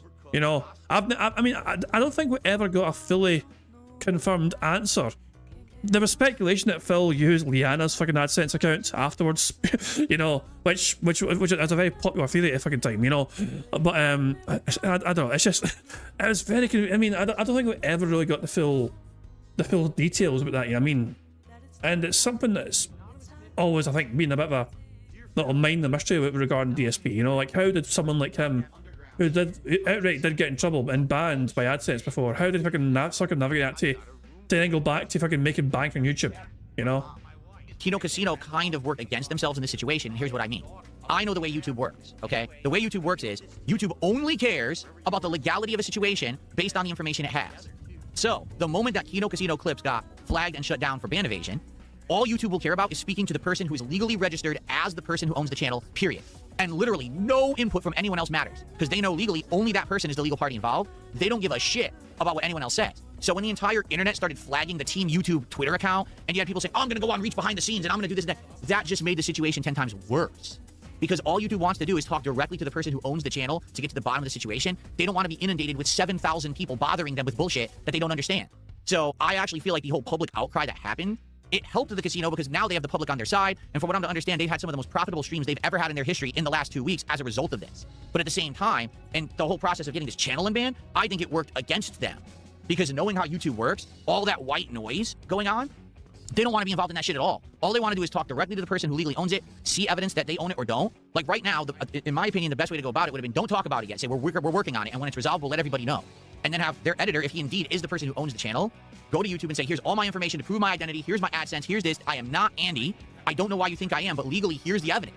And then even if he needed to, get a lawyer up, and have the lawyer get involved, so the lawyer can have notaries and everything prove that this guy is who he is and he's not Andy. And then through that method, I think that the channel could have gotten unbanned. And if you want to know my honest opinion, I think it already could have been unbanned. But I think because it was such a big public hoopla, now it's become so convoluted, and for what I'm to understand also, that I guess they already did their appeal, and the appeal got denied. That's bad, because YouTube basically will not give you 20 chances to appeal. You know what I'm saying? They just let you do it like the one time, and if you can get it cleared up, great, and if not, you're screwed. So I think what happened is they rushed to appeal right away thinking, oh no, we're in the good, you know, this is no problem.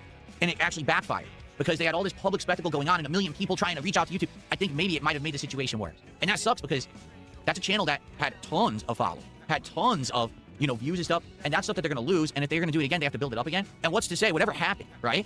What's to say it might not happen again? Like, let's say that this editor decides to make another channel, or another person decides to make another channel, and this is their new clips channel. What's to say someone doesn't try to do it again? What they really need to do, which I don't know if they have the ability to do, they need to get Andy's channel unbanned.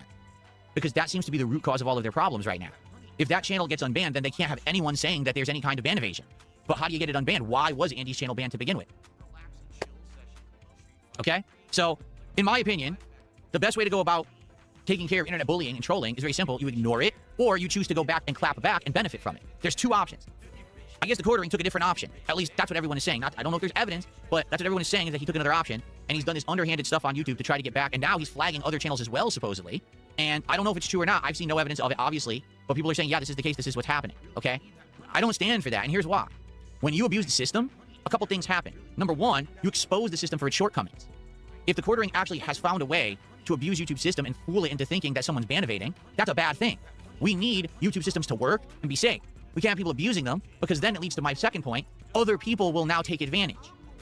Do you see? Basically, he's mainly concerned in case people use people could come after him basically. He's only concerned with himself in a situation here primarily. He is fucking pretending to care about the overall situation of like what's happening with his drama. No. The thing he's more concerned with someone using YouTube to fuck him over. See what I'm saying? If this indeed is what happened and it worked, what's to stop someone else now from stepping up and saying, well, he found the loophole. Time for us to use it on everyone we don't. There we go. Don't like. And all of a sudden, big YouTubers getting shut down for ban evasion when they're not actually evading anything, right? So that's a huge problem for everyone. That's not just a problem for the quartering. That's not just a problem for the casino or any of these clip channels. That's a problem for literally every YouTuber who's ever uploaded to YouTube. That if there is this loophole, that, it needs to be closed, this is really messed up. All right? It's that simple. Okay? So, you guys know my opinion on the casino. I don't like them. I don't like the content they make. They bully me. I just ignore them. That's the best way to approach it, in my opinion. If you're already happy and successful, why do you care what they say? Right? So that's what I don't understand about the whole situation. If this is true, because again, this is all just speculation. If it's true, then why did the quartering take the route that he did? If he's successful and he's happy and everything's good, then why does it matter what they say about him? Just go on your merry way and ignore those jokers. Like most people do. I'll admit some people do go back and clap back at them and get into feuds with them, and they love that because that just gives them more content, right? Just ignore them and move on, and that's fine. If the quartering hadn't done what he'd done, I'm pretty certain most people wouldn't have cared as much. If you know what I'm saying. If quartering had just fucking ignored it all together and just like, just do what they fucking did, then, I mean, put it this way, I wouldn't have been aware. I'm only aware that the quarter is a cuck because of the fucking the aftermath of all the situation. I don't pay much attention to Casino. I mean, unless Kino fucking do something about DSP, I don't pay much attention. So I wouldn't have fucking personally known much about what they said about quartering. I wouldn't have cared either, But the fact that it's gotten this out of hand, with fucking channels going and getting shut down, and it's became a big fucking huge drama thing on the internet in general. Like, so you could argue the quarter is basically fucking sabotage themselves massively by going the route they fucking took here. But he chose a different path, and I don't know, man. I don't know what happened there. I don't. Is that the end of the drama, Phil? Okay. All right, let's do shout-outs, and then let's get set up for Pragmata. We're done. Okay, the drama thing's over, okay? Let's go to live DSP. Okay. Actually, we don't need a live DSP, because actually, no, Phil was on like 107, actually 100, no, not 117, like 100 and whatever, I guess. Sunny City held on, he's on break right now. Yeah. So he's $178 for gameplay. He's been playing the game for 1 hour and he's made $17 playing the fucking game. So there we go. And yeah, most of his support has basically come via Kick anonymous subs. Oh, he's done $195 so there we go. But yeah, so the Kick subs have been carrying the stream massively today for Phil. So there we go. But he doesn't get that money till next week, terribly. It's tragic. If only he was giving those Kick subs on Tuesday instead of fucking today. Now I have to wait next week to fucking enjoy that Kick money. Poor Phil. Anyway, we're done with the bad man. We're fucking done with him, okay? Right, we won Full House today in marbles. We get on bingo, so we get to enjoy marbles. So let me bit up the marbles right now, and we'll pick a random course to pick for today's Full House marble celebrations. And of course, if you remember, after this bingo stream is all done, we will be having a Hitman freelancer member only stream if you want to enjoy that as well. So yeah, if you remember and you want to see some random Hitman gameplay from myself, feel free to stick around after the marbles is all said and done. And I'll try and do my best to fucking not be shite playing Hitman. I mean, I'm okay. I'm not great, but I'm okay. Like, I'm not a speedrunner. I mean, these speedrunners fucking do ridiculous things, like they'll fucking know how to exploit the game, and like, if you shoot this wall 3 times, it makes the guards panic so you can fucking run past them and shoot someone in the head and they won't care. That sort of thing, I can't do that sort of shit, Like, I'm just some bumbling dumbass where it's like, oh shit, somebody can see me and run away. That's how I play the game. But I still seem to fucking get this also, somehow. Anyway, the marble has updated. Here we go. We have a new update, I think, in the marbles. And, well, we'll see if there's new updates. I don't know if it will be. I don't think it will be. Right, so let's hit random. And here we go. The course that's been picked for us today is called Spyron Abundant Abyss. It was made by Amiibo. Amiibo. I see what it said. Amiibo. Has a 21% elimination rate and has an average finish time of just under 3.5 minutes. Here we fucking go. It's time for some fucking marbles. Oh, lovely looking course. So looks like we go down the way and then go back the way ourselves here. Well, I mean, very, very basic kind of thing here, where you're fucking going around in a circle, then you go in a straight line, then you go in another circle, and then you go in a straight line, and you repeat that fucking formula over and over again until you get to the tumble gyre of doom. And then you come through here, you split off very randomly, then get back. I mean, it's a very, very short split off. This could slow people down. Yeah, this could really fuck people over here. And then it's just a straight fucking line shot to the finish where you're going to... Interesting course. Interesting course. Right. Right. Here we go. We're hitting start. And we're following the Dom. Actually, we'll follow Sunny. We're going to follow Sunny. Right, Sunny, no pressure, but look, we're actually hanging it together. Look at that. Mama, you know, look at that. Me and Sunny hanging it together on the course. I'm going to fucking shove you off. Don't mind me. But yeah, we're spinning around in circles right now, waiting for the first few marbles to get through here. Everyone's getting spinning around. Everyone's getting dizzy here. I'll go the other way so we're not as dizzy. There we go. Does that help? Is me going the other way help not make you as dizzy? There we go. Oops, press the wrong button. I'm still... Oh, some marbles might perish. Mistake is gone. Gibble's gone. Unfortunate indeed for those two. Sticky Man's also gone. They had too much speed there going round that fucking first corner. Who's in first place? Mr. White and the Dom and Dapper Dragon are competing here for first place. Also, Dom's on this side, Mr. White's on that side, and the Dapper Dragon as well is also there. So I think these guys will hold on to lead for now until they get to the Tumble Gyre of Doom. Yeah, Gibble, sadly your marble was too fast, so it's on good and I think went over the side. Unfortunate for you. There will be no Scottish Soundboard pass potentially for you today. And here we go. We're about to go into the big massive I don't know why I call it I call it a tumble gyre because it's going around in fucking circles, obviously. That's the fucking whole thing now, you know what I mean? Wild Bill has been popped out. That is a fantastic fucking bounce for them. Oh, Dark Ross is gone. Dark Ross's latest marble to have perished. That's a great bounce for Wild Bill. They got around the first obstacle very fucking fast. Pixar though is coming like a bat out of hell outside. Pixar Animations has took the lead. But they've been slowed down though. And Dapper Dragon. Look at Dapper Dragon go. Dapper Dragon fucking having a fantastic run there, but now they've been slowed down and they're caught right in the middle here. Now Fox Werefox, don't tell me Fox Werefox are going to win again. Fox Werefox can't win again. They're winning too much these days. The Woods though has overtaken right at the death here, and I think they're going to hold on to Mr. Pika fans falling out of nowhere. As the Woods is about to fucking claim victory here. Fox Werefox almost winning again. Their marble must be on steroids. How the fuck did they keep on fucking almost winning? They've been first twice recently, and then they came second this time. You know, for fuck's sake. What is that boy eating? What is that marble fucking filled with? But Woods is in first place, Fox Werefox second, Wild Bill in third place, Dapper Dragon fourth, David Riley in fifth place, Native Bamba 6th, Nato Ronan 7th, Pixar Animations in 8th place, Sunny I think is going to be 9th. Sunny is going to finish 9th, I think. Yeah. Sunny's in 9th place, and 10th place was Dimmick. There's your top 10 right there. Who else is coming? Destroyers across the line, Mercer's across the line, this Stan, Ulf Arbalist, this Culimp. Mookie's finished across the line. That's fucking random Mookie. That's not Mookie. That's not Mookie. It's terrible. No, that's not Mookie. Fucking screwed. There you go. And all of our marbles are coming across the finish line right now. Tried to finish right before the course obviously burns up and finishes. So there we go. A whole bunch of marbles are getting crushed. Jade's gone. Jade's one of the marbles got nicked. Get fucked, Jade. And yeah, all the marbles across the line here. Here we go. Well done to the marbles. Also, well done, of course, to Woods as well, and primarily. That marble was victorious more than anyone else, so there we go. There's our marbles that finished. So you got in the Marco Shawn says there as well, 22nd place. Dashi in 29th place. You got Cam Dutchman in 32nd. Who else do we have? Sonic, you're 40th. Who else do we have? We have 64 marbles that finished. Kel Denson, you actually finished the course. Well done to you. Jade died and Kel finished. So the teacher once again shows the student who's fucking boss.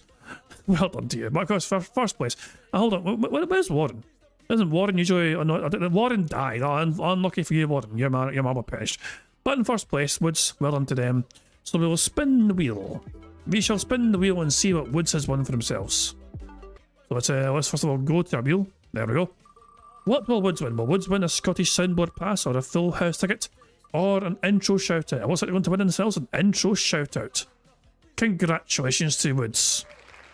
Their name will appear in the next bingo stream intro for all to see and look on enviously. Their name will be prominent on the stream before we go live on the next show. I might start, you know, for the intro shout out as well. I might start putting the names on the thumbnail, just so there's more of a shout out. So it's not just the intro, but it's also on the thumbnail. I might start doing that actually. You know, where I put the fucking winning marble. If they win an intro shout out, their name also goes on the fucking thumbnail. I think that's what I'll start doing as well, just so it's more prominent. You know. So there we go.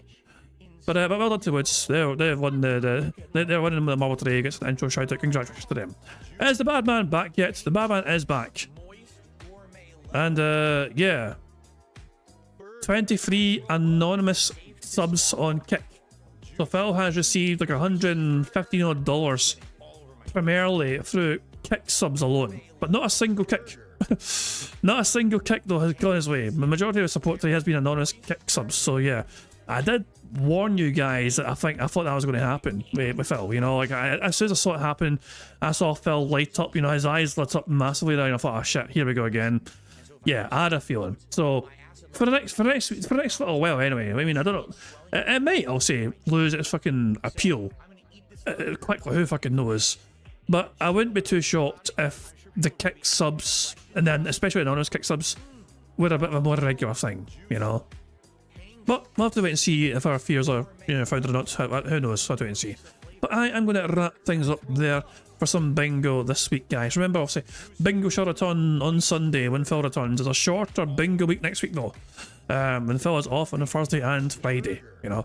And hopefully though, I'll be able to fucking be here every day still for bingo.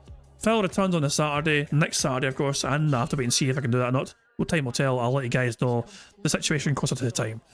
So there we go. But until Sunday, guys, I hope you all enjoy yourselves. Have a fantastic weekend as well. I'm going to end how I always end, by pointing to today's PIG contributions made by the supremely talented Pixar Animations. Remember, if you're a member and you want to see me play Hitman, stick around and keep an eye on my channel, because the Hitman stream will be going live not long after this. So yeah, members only, you get to enjoy some more Hitman gameplay. Otherwise, you can just do whatever you want and enjoy your weekend. And yeah, I'll see you all on Sunday. Until then, have a good one, and I'll catch you all later. Goodbye. On September 14th, a pre-authorized payment of $16.51 from PayPal.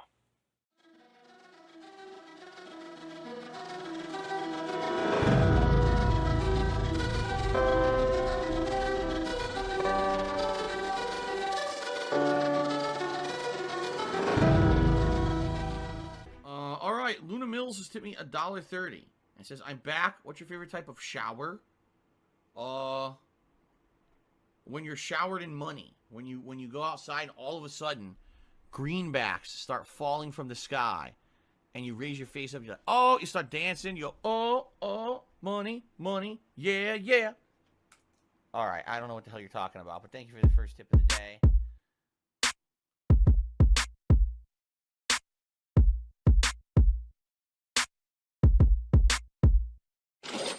Money, money, yeah, yeah. Money, money, oh, money, money, yeah, yeah. Money, money, money, money, yeah, yeah. Money, money, oh, money, money, yeah, yeah. These contributions are mandatory. Money, money, yeah, yeah. Money, money, oh, money, money, yeah, yeah. Money, money, money, money, yeah, yeah. Money, money, oh, money, money, yeah, yeah. These contributions are mandatory.